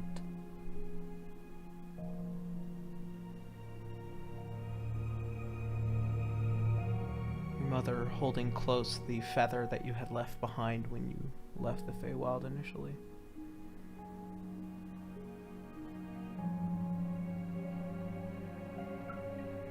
Later that night, you would all finally begin to heal and hug and talk about your adventures, how proud they are of you, how much they love you, how much they care.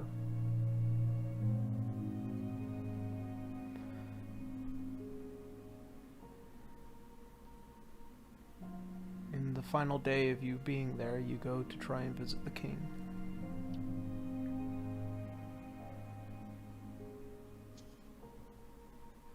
While ultimately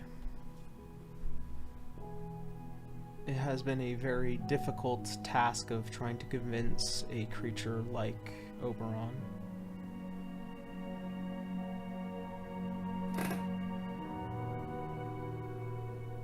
You did manage to convince his grandson to return at some point.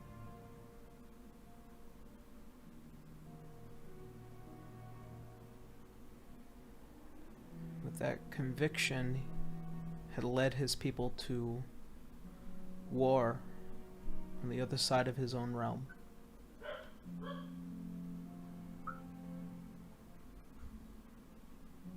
And though the battle was victorious, there were definitely those lives that were lost. And solace to that,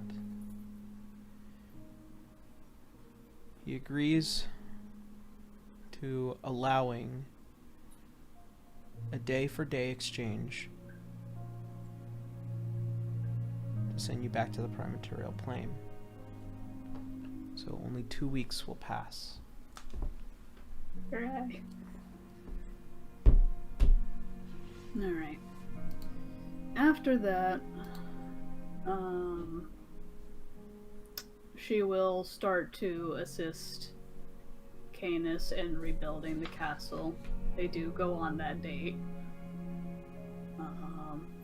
And slowly but surely, she is going to start planting the seeds that is her guild, which will act as more of a secret service than a thieves guild, so to speak. Which will eventually be known as the Platinum Eyes. She does, of course, keep in contact with the group, so yeah, she's going to spend a couple of years, you know, doing the adventures and all that. After those big important quests are finally finished, it takes a couple of years of convincing, but Canis and Helena do eventually get married. Yay. And they have 2 children. Their eldest, a girl named Ellen, which is partially named after Canis's mother, and a younger boy by the name of Talion. For that sake, for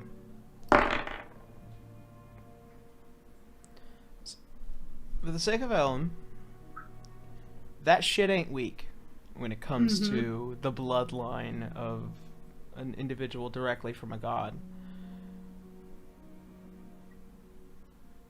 Ellen is without a doubt an Aasimar. She is much like her father, the long platinum hair, but you can definitely see the pointed ears and the serene beauty of the mother in that face.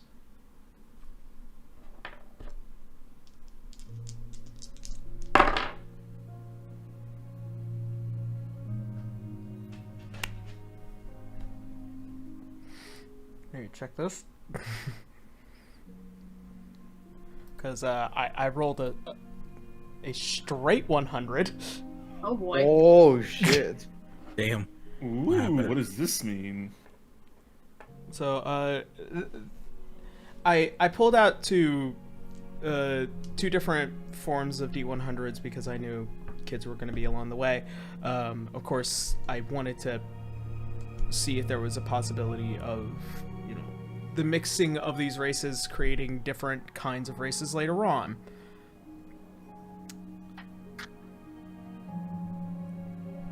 Your son is vastly more different.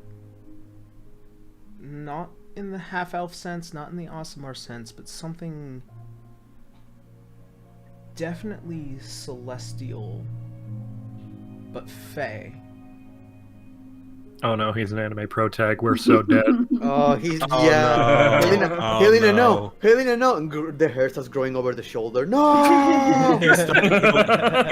He unlocks his Super Saiyan Bankai Ultra Instinct bullshit. No, and Canis just starts vanishing into the backstory. There'll be some details on that later, but this is the first time that a Fey individual and a very powerful Fey, by the way, having existed within the Feywild, does change creatures. But for the sake of this, it is a different form altogether. And hopefully that might pop up in the next campaign. I can't really say right now. But he is definitely different. Congratulations, you ruined the ecosystem. Well, as far as my art goes, he looks like a regular gosh darn baby. So there you guys go. Oh, art. No, but he has heterochromia. There is. That's There's not a regular definitely baby. the pointed ears and much like your daughter, but there are the definite pointed ears, the the very bold colors of Canis as well. But there's almost as if like moving markings that kind of act as a level of protection around this child. It's strange, but it's something different. Oh no, he has plot armor too. Alright. So, Elena, as you were saying. But that is mostly how, after that, she will spend many of her years. She keeps in contact with the group. She does keep to her promise, and she grows her guild. She does not really expand into the Feywild, but she does let her old guild know that if they wish for a partnership, should any of her guild come to their place or should they come to hers, they have protection with her and help if they need it. Okay. Yeah, she'll mostly just grow that and help Canis with the castle and growing their family.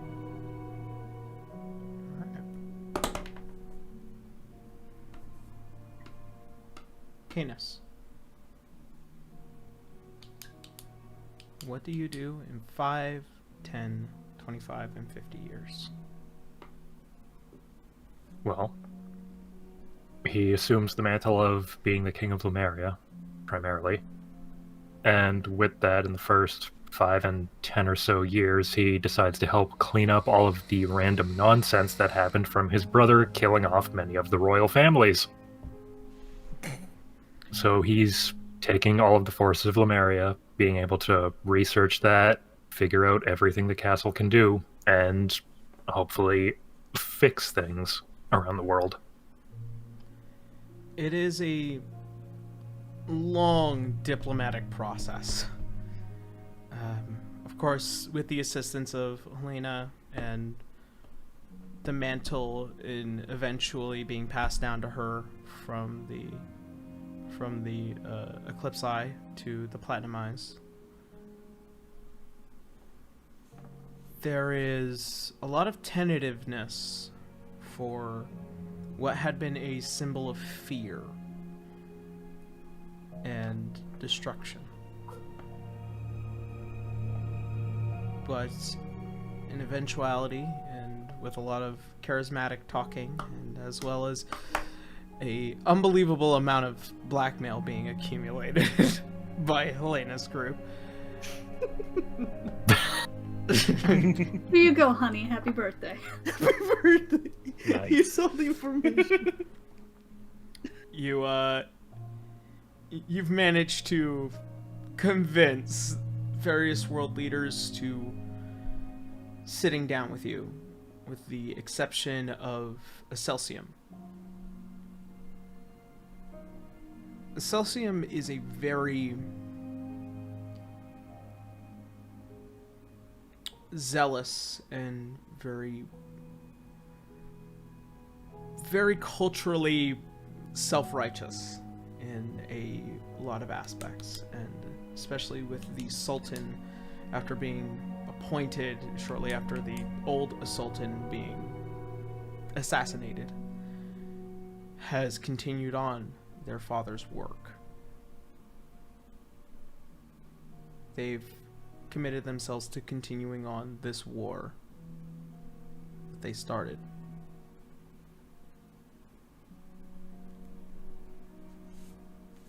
There'll be more details about that a little bit later, but you guys do assist in putting an end to that in about 25 years.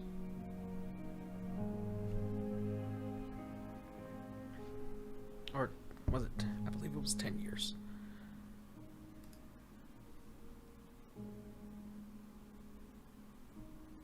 I believe it was 10. Well, the finishing the war? Yeah. I believe. Yeah, 10 years. Yeah, 10 years. My dog is barking at now. And good news, I got Monty's epilogue as well. So Hey. yeah, Monty's on vacation right now, but I finally got it. So we'll get to that after all you guys are done. Yeah. All right. Anything else, Canis? Besides that, he would hopefully be trying to rebuild Lemuria and take in anyone that is willing to stay. And for the NPCs to tag along, he'd be asking Stevenson and Dominic whether or not they'd want to stay. Stevenson very much agrees. And with time and patience, he wants to recommit to being the royal guard for Lemuria. A captain of the royal guard. Of course, with your permission. I can't see why not.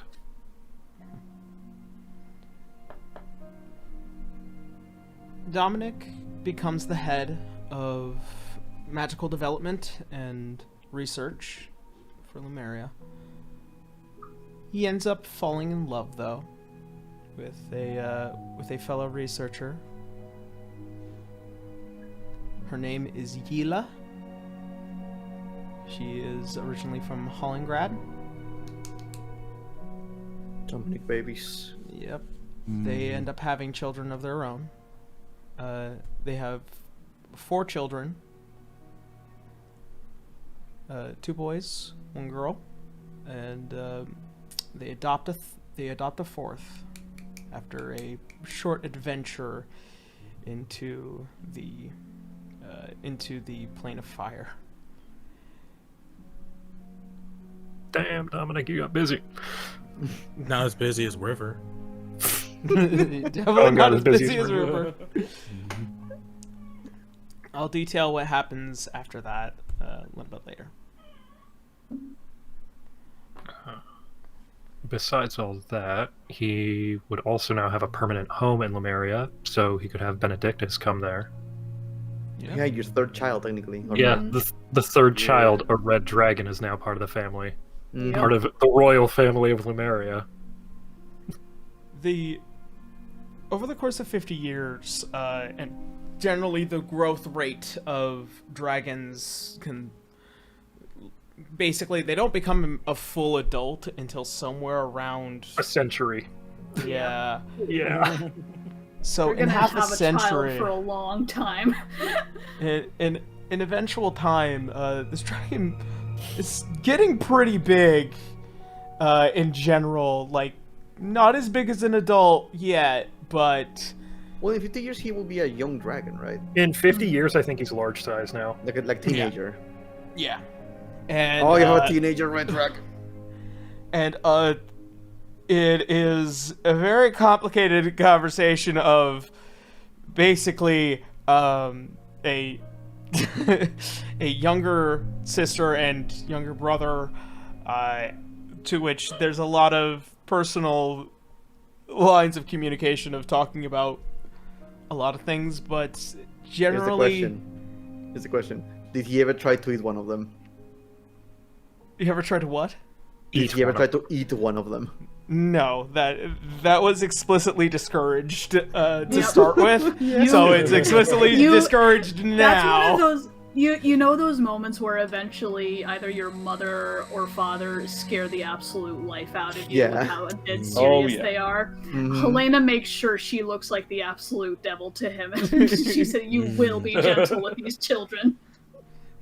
You will be gentle with your brother and sister," and it's just like, it's almost like a dog cowering in the corner. The Benedictus, as he does begin to grow, he also begins to understand magic, especially with their exceptionally long lifespan. But over the course of the amount of time that they do have, they learn magic very quickly. Oh. The first failure of tonight. There it is. Hey! Good. I was Nice. waiting. I was waiting. I'm Not 2 hours in, it's still good. Yeah, not Yeah. bad. Yeah. Oh, is it not fixed yet? Still no signal.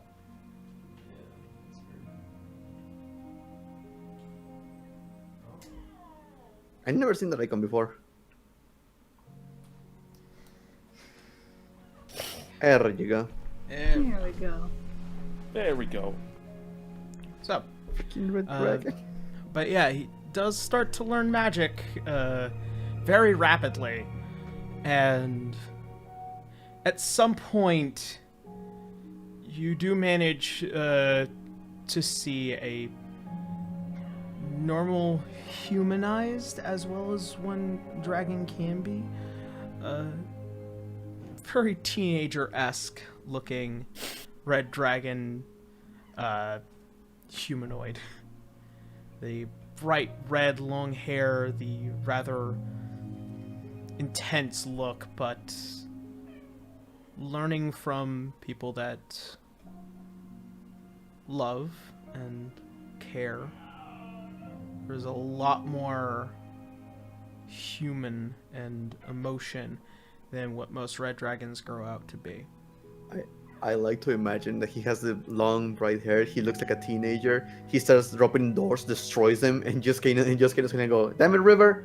Damn, that's not the one. Different redhead.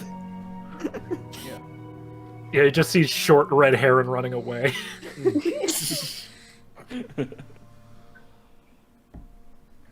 Alright. But beyond all that, you would be renaming the castle of Lumeria into the Adamantine Bastion, Oh, Ooh, and that's taking nice. that's strong. Nice. and taking the title of the Adamantine Dragon. For himself. Holy shit. And it would not be hard for somebody like yourself who knows where adamantine is and where to mine it and where to refine it. It's The Palace Sure. Guard are getting covered in that shit too. yep. Yo. Is there anything you would like to do with the Lumerians that have yet to actually we'll get to that. We will get to that. I think he did say he was putting Free to research- stay if they want to. Yeah, he did say he was putting research into that, so. Yep. So, is that everything with Canis? Yes it is. Okay. What was your Doc- stand regarding people trying to get control of the continent? Good luck.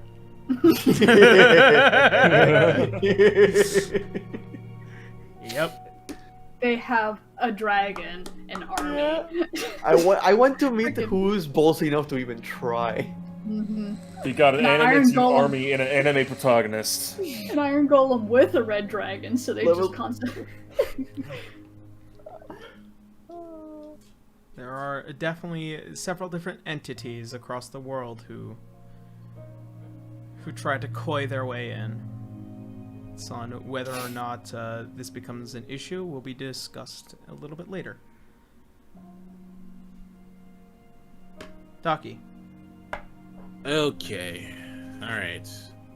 So So after the fight, Dagi went back to Ruby Enclave to resume her duties as priestess. However, it didn't take long for her to grow bored with her priestess duties, especially remembering that one spell, the one crucial spell during the fight, Wish. Upon research for that spell, she learned that spell can alter reality. Did you Learning- roll the percentage? that being noted, Mhm. I need to actually roll for that because you casted that, and I was supposed to roll the percentile for it. Mm, Yeah, to see if you could cast it Wait. again. Yeah, there's a chance you might Yeah. not be able to cast that bad boy again. yeah. A chance, If I can't cast that again, then that's gonna make it even more interesting. Make her story even more interesting. If you go 33%? Yeah, Very- so very- I believe it's 30%. 33? so you're the one, yeah, 33, so D100. Okay. Or a D6 and a 1 and a 2 is a failure. Mm-hmm.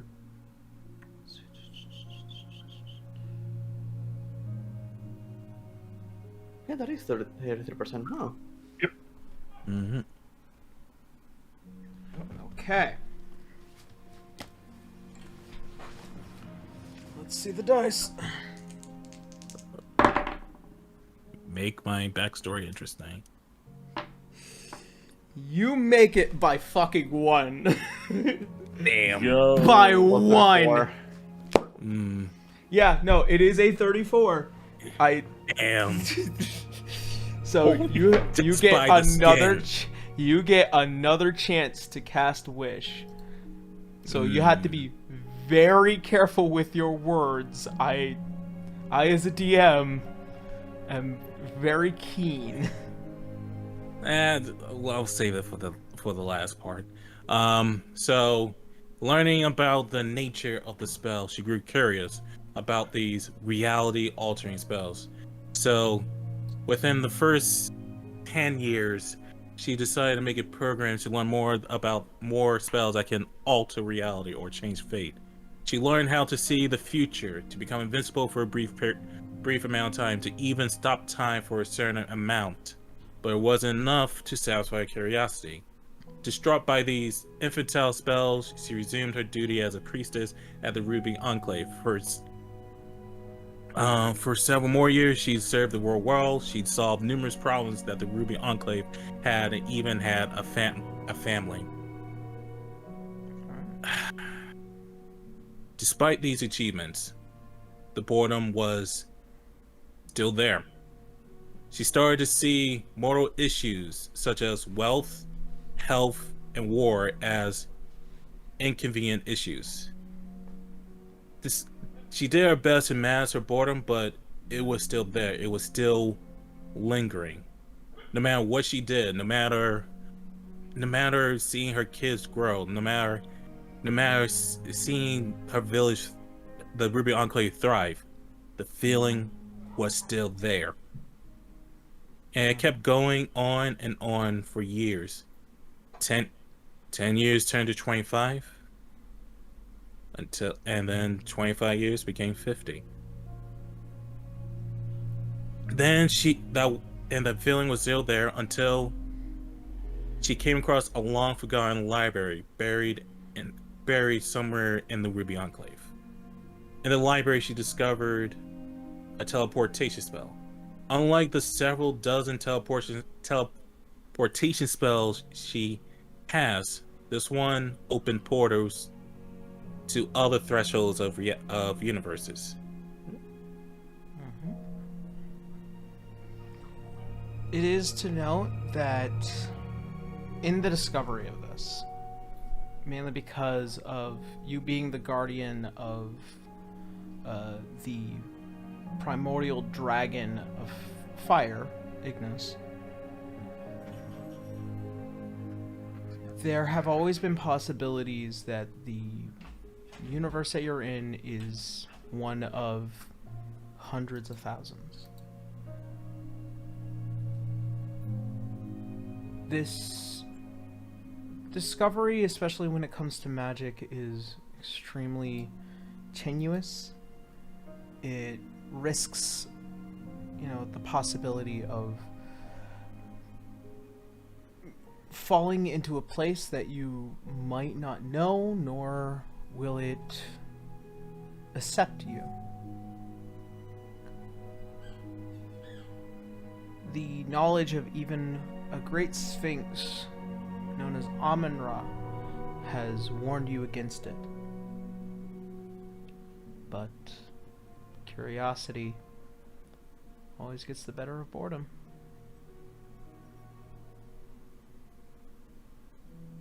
That's when she made an important realization. She knew that despite the warnings, she knew that the spells available to her were limited to this universe. To learn more about these other universal spells, she decided that she had to leave her current universe and explore the other universes out there. She decided that it was time for her to leave this universe and to explore these different possibilities. Before she left, she visited her old teammates, Elena, River, Canis, Garu just spending some time with her old teammates. After spending time with her old teammates, she decided to spend some time with her family. Her family were accepting of her decision, except for one of her kids. But one of her kids just didn't understand why she would just leave just to state her curiosity. She didn't understand it herself, but it was a feeling that she just cannot ignore. After saying her goodbyes, she opened the portal to a random universe and was never heard from again. Damn it. Coin dropped. And that's what happened to her. You all remember very fondly of a Daki who decided to traverse the universe and beyond it.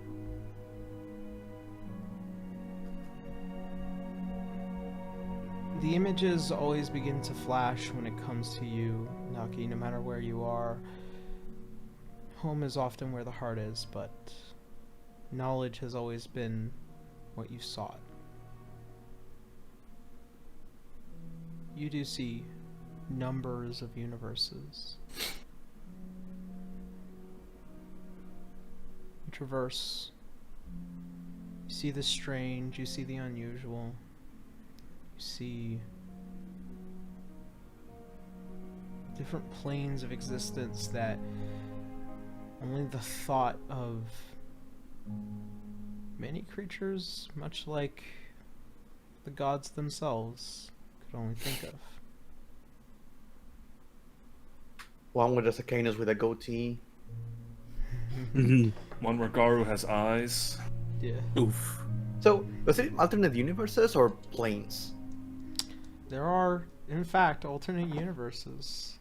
Oh man, what if? Oh man, where's our evil selves? There are 27 parallel universes ahead of you. It's a strange concept, but it does exist. It's often been actually detailed in D&D that every game, every world, every place is its own little universe in a massive, massive tapestry.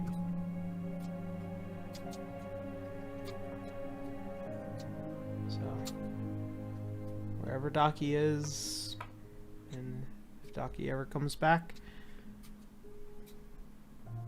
you never know. Maybe she's already there.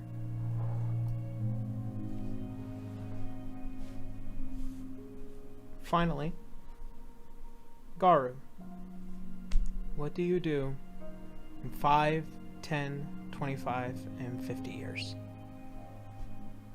Okay, so first off, immediately, like after the defeat of Roya and the general celebration, Garu with Sterling decides to head off to the nearest temple of Pelor to present the tuning fork and take one last trial from Pelor himself, whatever that entails. The trial commits you to a very arduous task, a very personal task, not just only to prepare yourself for the final fight, to break the curse on your bloodline,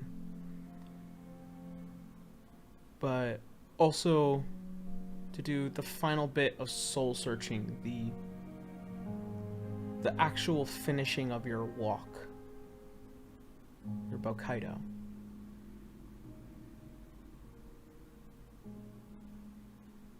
And it's arduous, it's painful, but you get through it. You've been through worse.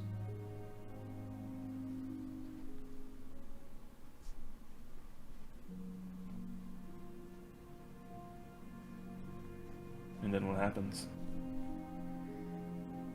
As you come out, a true champion,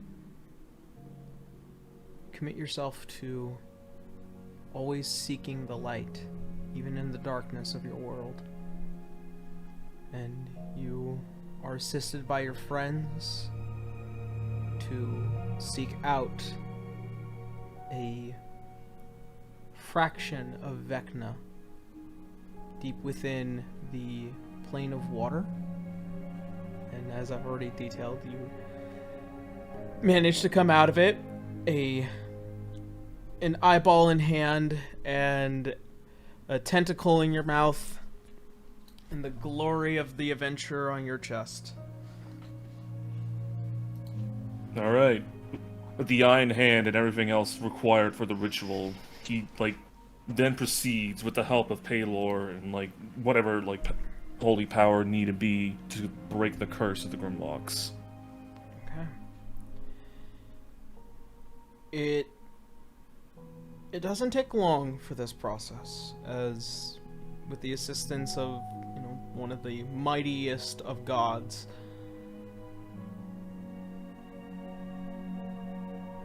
the lifting of your blood curse feels like an entire world has been lifted off of your shoulders. And in a bit of time, you begin to see with no eyes. But you do see the world. See it. Even without actual eyeballs, you see color, faces, people. You don't have to worry about a -10 perception anymore. Hell yes! Finally! Yeah! I can finally take the blinded status off my character sheet! Hey, he grew googly eyes. He did! But there is just this eminence of the gift of sight. Even though your form may not change, you feel the weight, and you actually see the world. And even beyond that, you can see invisibility, you can see the astral, you can see it all. And with enough time and patience and focus, you can begin to discern away from those things and focus solely on just the beauty and sight that is before you. With being able to take in the beauty and the serenity of the world, Garu would cry if he had actual eyes. But instead, he looks down sometime after this, he keeps his promise to Sterling and goes on a dinner date with him. Oh yeah, it's Nice. a very wonderful. It's a very wonderful, very private occasion. Wait, he got healed his then- vision by what, year 10? No, but this is all within the year First 5. after all this. Oh shit, First so 5 he was able years. to see everything after that. Yep. Yep. Oh man. Faces of his friends and his friends' children's. Man, you're Yeah. all really ugly. Oh, what are those things? You're Right. babies? What is that? What is that? What is that flesh little goblin? Ugh, Oh, it's idiot. grotesque. You Why can is eat it that? screaming so much? Ugh. But he jests. He jokes. He's actually quite surprised about how attractive all of you are. No. Aw. Aw. Oh man, you're all hot. Looking like a wow, you look like a bunch of Final Fantasy characters. Oh yeah. Nice. Okay, back to Yeah, the sorry. fucking canon. All right. Over the course of the next 10 years, the Grimlocks have been re-legitimized within the Dracovanian nation, And he's even commentated as the Grim Avenger. Over the course of this time, he is given a title of the highest position in the Crown's Royal Guard, and over time, he starts to incorporate his own family and kin, who, like, now that their curse is broken, converge onto Dracovania, being able to finally live their lives. And Kieran actually keeps his promise and meets them within the same country he left them before.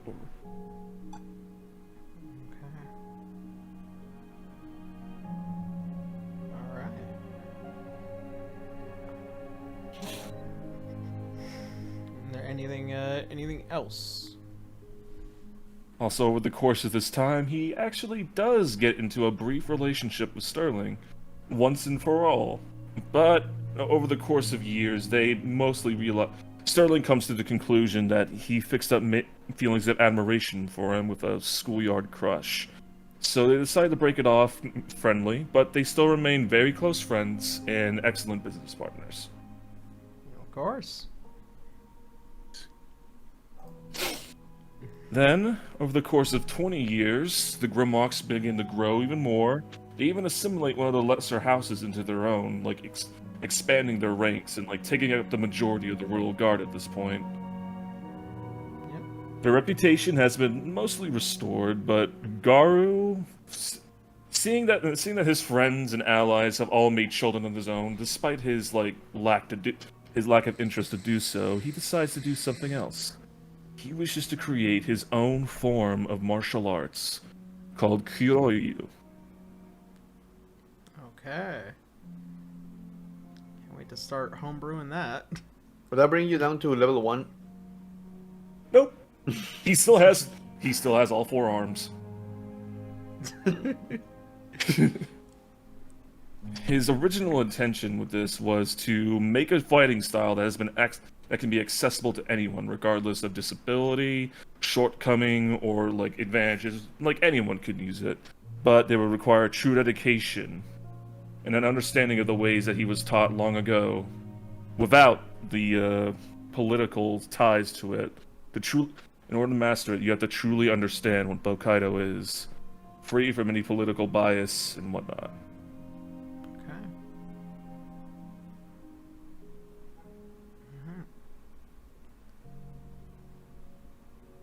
And then, over the course of 50 years, Garu has long since retired from the Royal Guard and entrusted the higher positions to his family members yet again, and fully devotes himself to the school. And, is it possible to have it, he takes on, he takes on some of his own family members as his first pupils, but over time, over the course of his, entire life, people start to converge and learn more about what Kyoryu actually is, and it becomes quite well known of in this country of Dracovania, and all of Aternon, in that matter. Okay.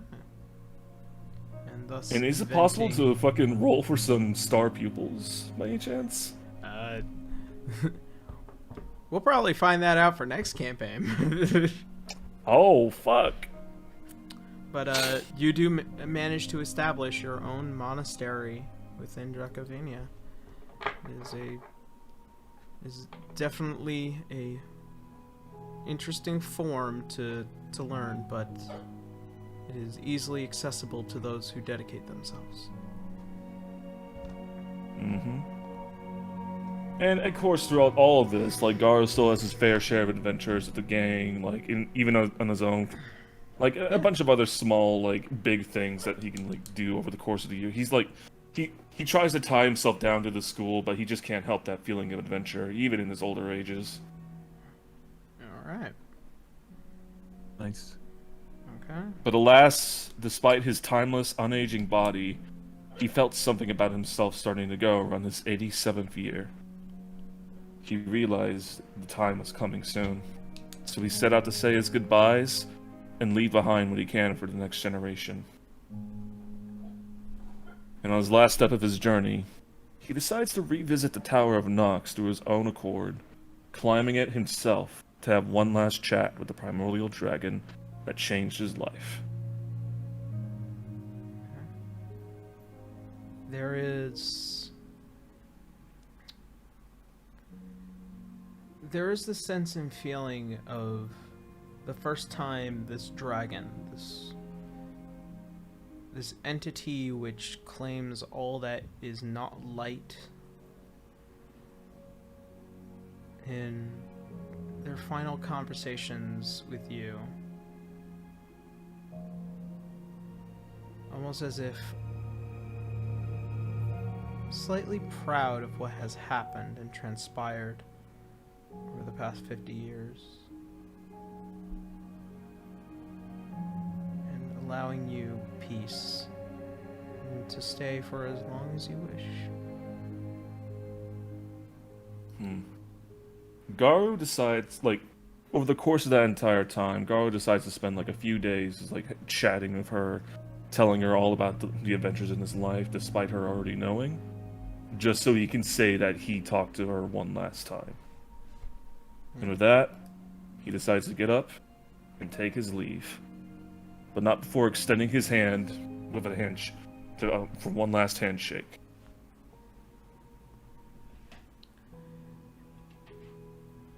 You've seen the primordial dragon Lux in their humanoid form, believe it or not. And for the first time does this being who has prided themselves on their draconic figure come down to your level,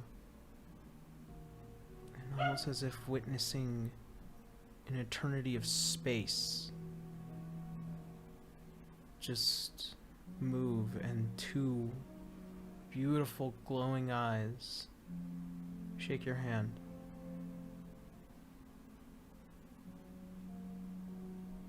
Fully understanding after one what last... you want. Oh, go ahead. Oh, fully understanding what you want. He gives her one last smile and takes his leave as he descends down the tower with his own golden wings and returns back down to the mountains. The next few months after that, he makes his final preparations in will and testament. He chooses his successor to take on the title of Grand Master. He has one last adventure with his friends, or more like one last celebration with his friends, and spends the rest of his time with his family. His found family. One that he never even knew he had for most of his life. Well, at least until he did something about it. What if our last adventure, like, getting those years is killing that blue dragon from... Yes! Hollingrad? Yes! Yeah, from Hollingrad. Everyone's Hey guys, slightly geriatric. I found this note of something we forgot to do. Oh, really? What's it say? Kill the blue dragon from Hollingrad. Well, He's a problem. I guess it could be done. Just roll up in the flying fortress. Yeah. What the fuck is that? But after making his last... the Iron Golem. Just keep dropping it on him. There's like another small group of adventurers facing off against this ancient blue dragon, and then in the last fucking instance, an iron golem, like a fucking meteor out of the sky, just takes this fucker's head clean off. Prepare for Titanfall. And then does the celebratory dance on the corpse. Yeah! Like, what the hell is that? Sorry, to-do list. We forgot. That loot's ours. We call dibs. I wasn't expecting it to fall that hard. That was my B. Alright. So. But yes. As he has his one last adventure, one last trial, one last, like, opportunity to say goodbye to his friends and family. On a nice cold dawn, he decides to wake first thing in the morning and meditate one last time. Completely in zen with the world and the universe, he takes his last breath as he can feel like his body start to shut down, starting from the fingertips and from the tips of his really long, like, tentacle dreads at this point. As he has one last smile on his face and fades as his life fades away, completely at peace, at a ripe old age. Okay. He just looks Skywalker.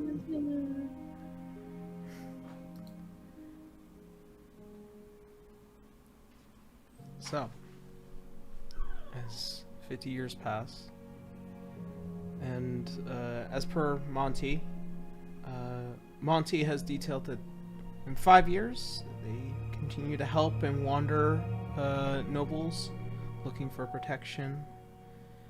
In 10 years, they end up joining a guild, finding another beautiful Goliath to be with, and they have a couple of children.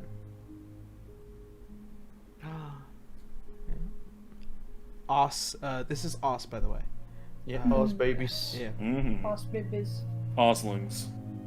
And in 25 years, Os assists in training and teaching and settling down with their children and family. But in 50 years, the stories tell that Os, at a very ripe old age, and with the family leaving the house and their mate no longer there, walks off into the distance and is never seen again. Not a word, not a trace. The stories tell of this rather mountainous man having done great deeds throughout these years.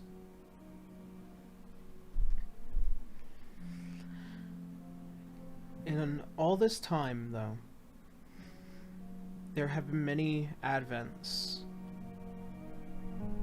Dominic would grow up to have a family and also would sadly pass away.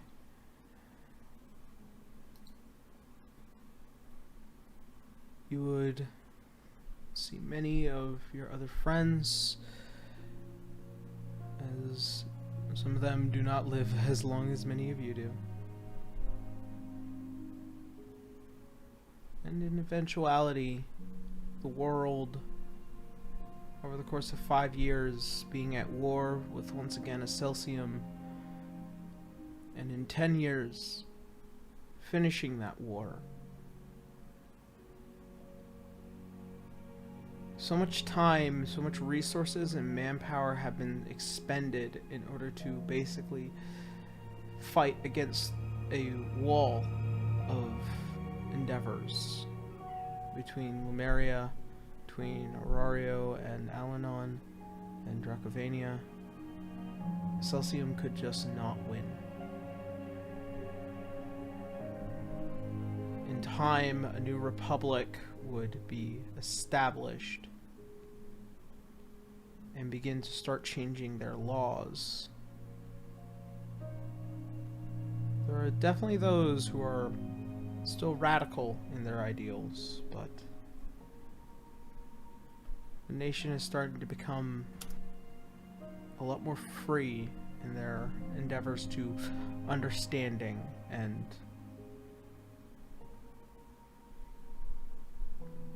less imperialistic ideals. In 25 years, though,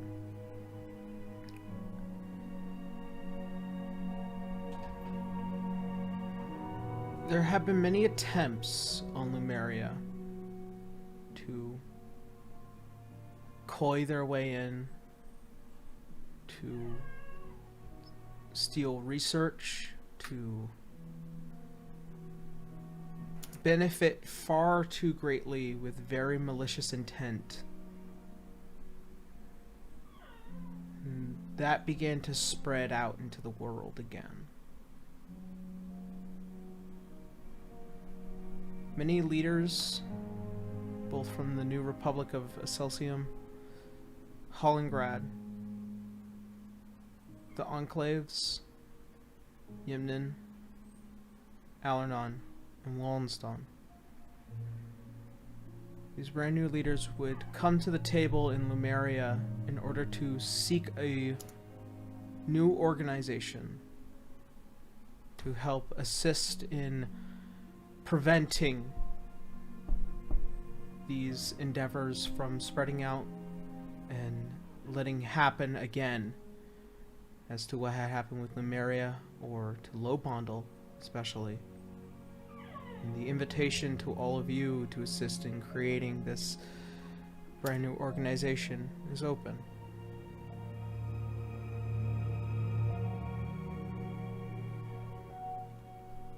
And in 50 years, time of peace begins to roll in. Your endeavors to assisting the world, to assisting yourselves, to establishing a new era in Urtzi-Heimel.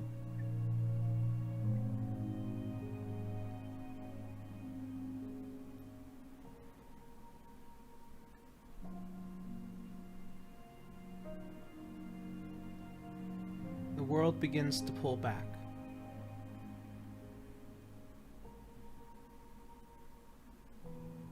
As it seeks below, deep underground, beyond the gates of Lux, the individual, as he smiles at the last page of the book being written, and closes it.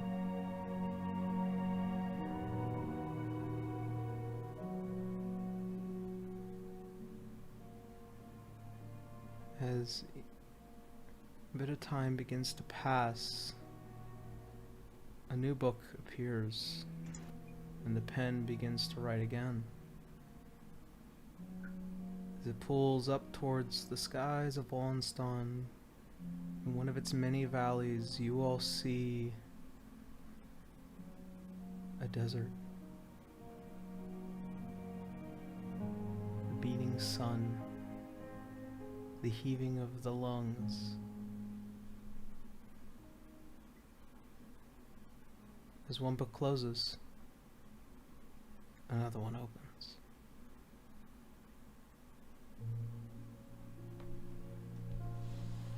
And that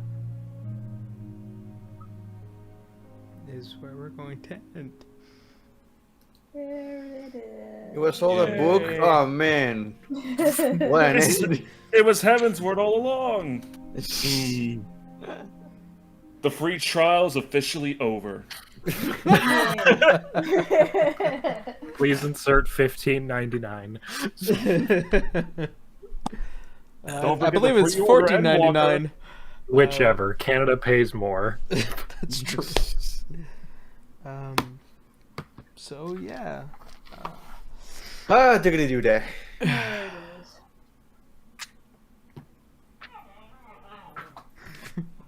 Currently, Banjo is outside my room having Banjo. a fit.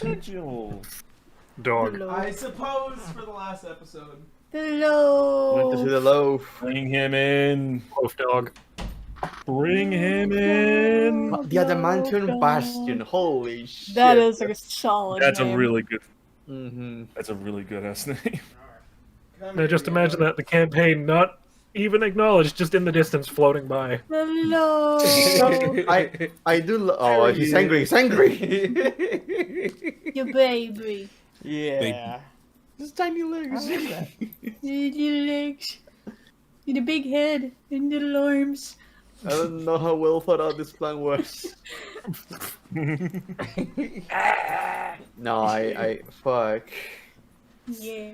Now just imagine the continent of Bloomeria just in the next campaign floating by, not even acknowledged. It's just everyone knows that it exists. It's just Yeah. every once in a while, it's just in the background. Huh. That is quietly terrifying to have in the sky. And then it leaves. He moves around. He's doing sick wheelies over the ocean. You just So- look at it, the Inception trumpet goes. Wong. So, Mm. the next campaign will be starting next year. I am currently in talks with a wonderful group who I will not name until later on.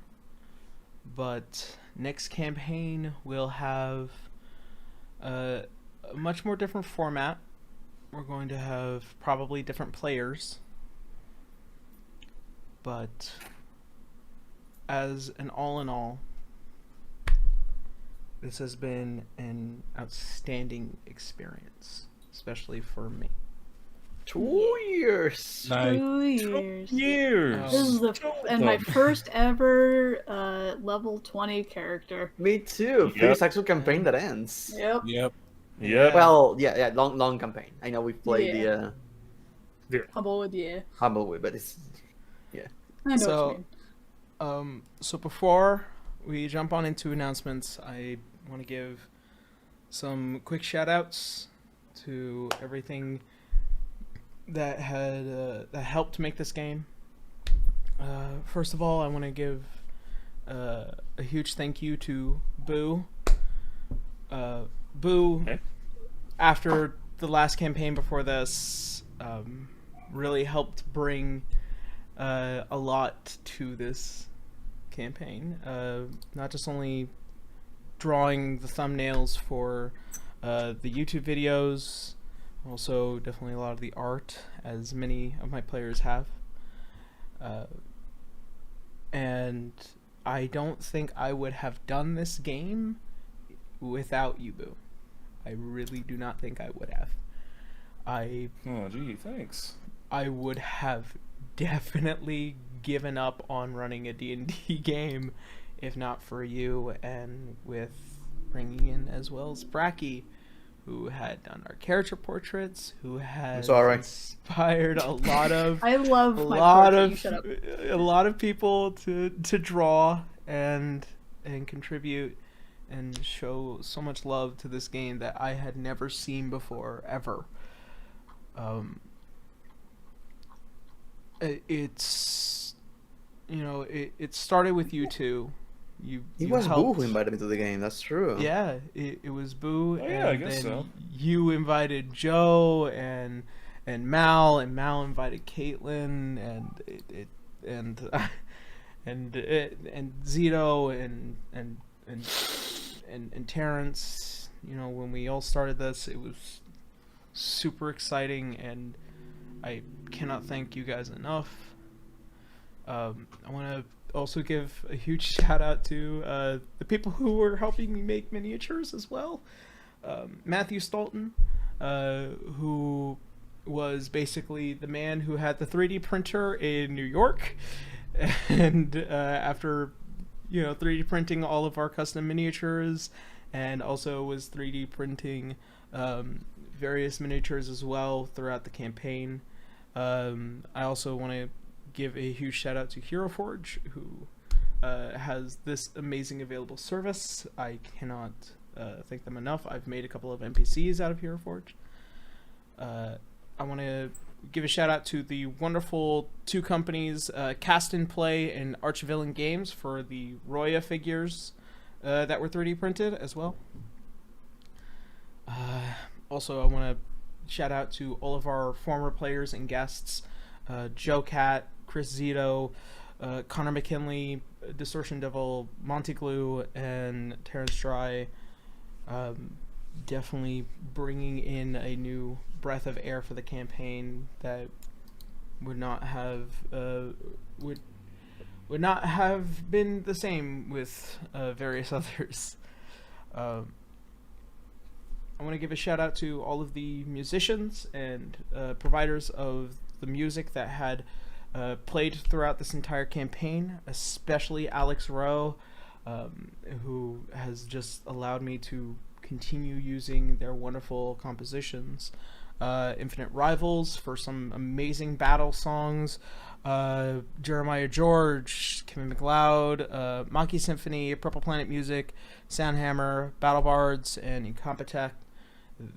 Bunch of individuals who allowed for basically an unbelievable amount of royalty-free music, which is very good for a campaign when you don't get a lot of permissions. And of course, some of our wonderful people that help do some other cool stuff. Hit Point Press, who was a sponsor at the beginning of this campaign. Elderwood Academy, who was a sponsor in the later half of this game, who also provided us, these wonderful trays, and provided some to my players as well. Dwarven Forge, a repository for buying dungeon tiles that have been used throughout the entirety of this campaign. Real Game Effects, who basically 3D printed my Tower of Power for the last battle, as well as the Fog Monster for the last battle, and another one from earlier in this campaign, Wizards of the Coast, obviously, for the D&D system, and D&D Beyond for the accessibility that I have been using for the past couple of years. And of course, I'm not going to forget any of my patrons, but also I want to acknowledge one of my longtime patrons and one of my highest paying patrons, Philip Warden, who has just been very, very keen on ensuring that I follow my dreams in this aspect. And lastly, and not least, all my players. Once again, I did not think that this would be an easy task, and I know I have not been the most perfect dungeon master to all of you, but I was given the best 2 years of my life in this. I could not believe that it would have worked out as well as it did, and the way that it was going, and to help me refine my love for this game, especially at the time when I really needed it. And you all have been absolutely wonderful, and I would not trade any of that. Thank you for hosting, Yarrow. It was fun. Yep. Yeah. You did good. Yep. Thank you. Yeah. DMing is not an easy job. It is not. So And the best part is no one ended up hating each other like my previous D&D campaign. You say that. Oof. Fuck you, Mal. Kill yourself, Bracky. I'll try. No, I'll kill you both. Throw yourself off a bridge. Flip. when I sit there and I think about all the at table banter that happens, man, is it that much more realistic when you hear this? But yeah, thank you all of you.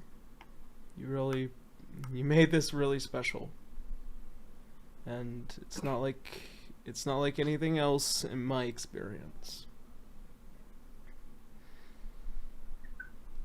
So, acknowledgements. God, now I have to find what to do with my freaking Sundays. Yeah. We do have a few one-shots probably Then planned the out for the rest of the fix. year. Throughout the rest of the year, there will be planned one-shots, but for right now, it's break time. I'm gonna take a break. I'm gonna work on my projects. Mm-hmm. And as a really sappy way to segue, I guess, we're gonna go ahead and do our last announcements, and then we'll be seeing everyone off. So, I am currently working on a few things personally. I am working on how to be an adventurer. I've just finished laying out scene 3. I'm a week late on that, but obviously I've been busy with all of this. I've been in a few voice actor projects this past week. One of them, of course, is with Dai, which, as always, I'd love to acknowledge Kakioin, and it's been a lot of fun, and I cannot wait for more. There will hopefully be a video on my channel next week talking about Varney from Castlevania. I'm really looking forward to finish writing that. Our old friend Terrence Dry will be showing up for it because he's doing some voices for Varney as something I won't say just yet. But if you've been seeing it on Twitter, you took my recommendation, did you? Yeah. So if you've been seeing what I've been talking about on Twitter, you would know. But yeah. Oh God, I'm sorry. I am going to be coming back for Joe Cat's game Necro Hunt on Wednesday. Now that they've finally able to organize everything after the whole hurricane scenario earlier this month. So hopefully I will be coming back as Enoch Solomon very, very soon.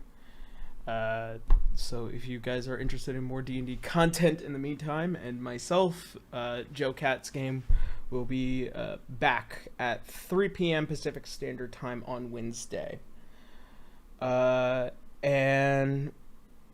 finally, other D&D content, I am on Roll for Damage. However, we are in our mid-season break. I will be coming back as Ignis Brimlight as well, and in about a few weeks, because they are currently doing a small 3-shot. So if you guys are interested in checking out Roll for Damage, by all means. I don't think I have much of anything else, aside from I might be streaming Tuesdays, Thursdays, and Saturdays.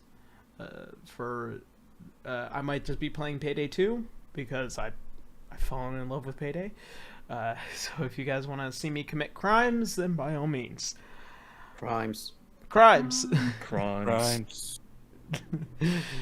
So, that being said, I think that's it for me for now. So as we usually start to end, Boo, how you now? Hey there, everyone. This might be the last time you hear my voice, but I pretty much had the same exact thing I've been saying for what it seems to be 90 episodes by now. My name is Buradley113. You can find me on Patreon and Twitter, and I have a webcomic, which I got a page out this weekend, so that's good.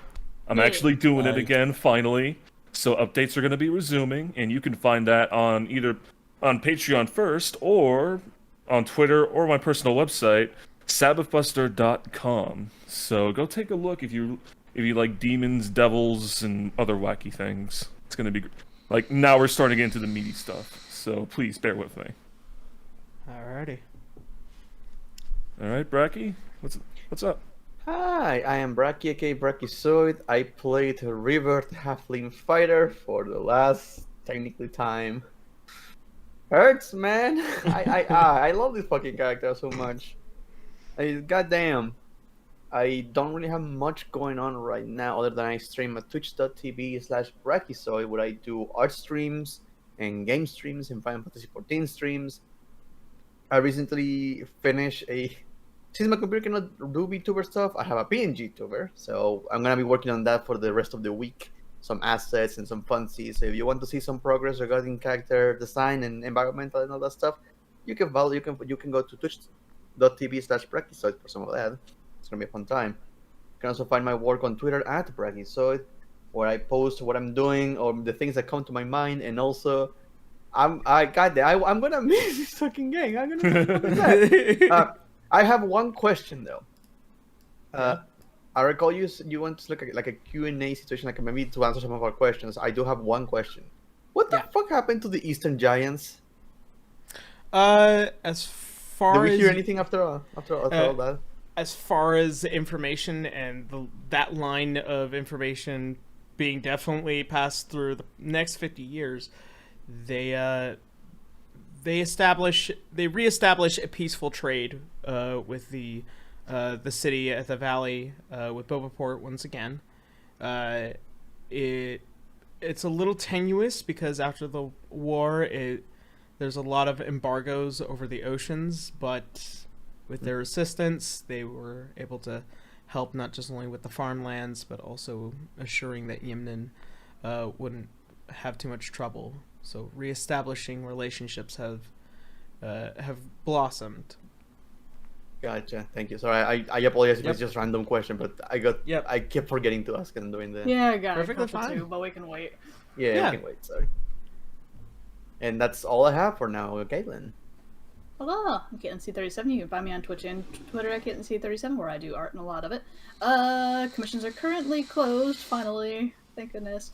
But they should be open soon-ish. So if you're curious about any of those paintings, you can just look on my Twitter. You can find all that information to get into contact with me. And then I will occasionally do some streams, be it either art or games. I'm slowly getting back into it, so you can find all that on my Twitch. And that's it for me. Now take it away.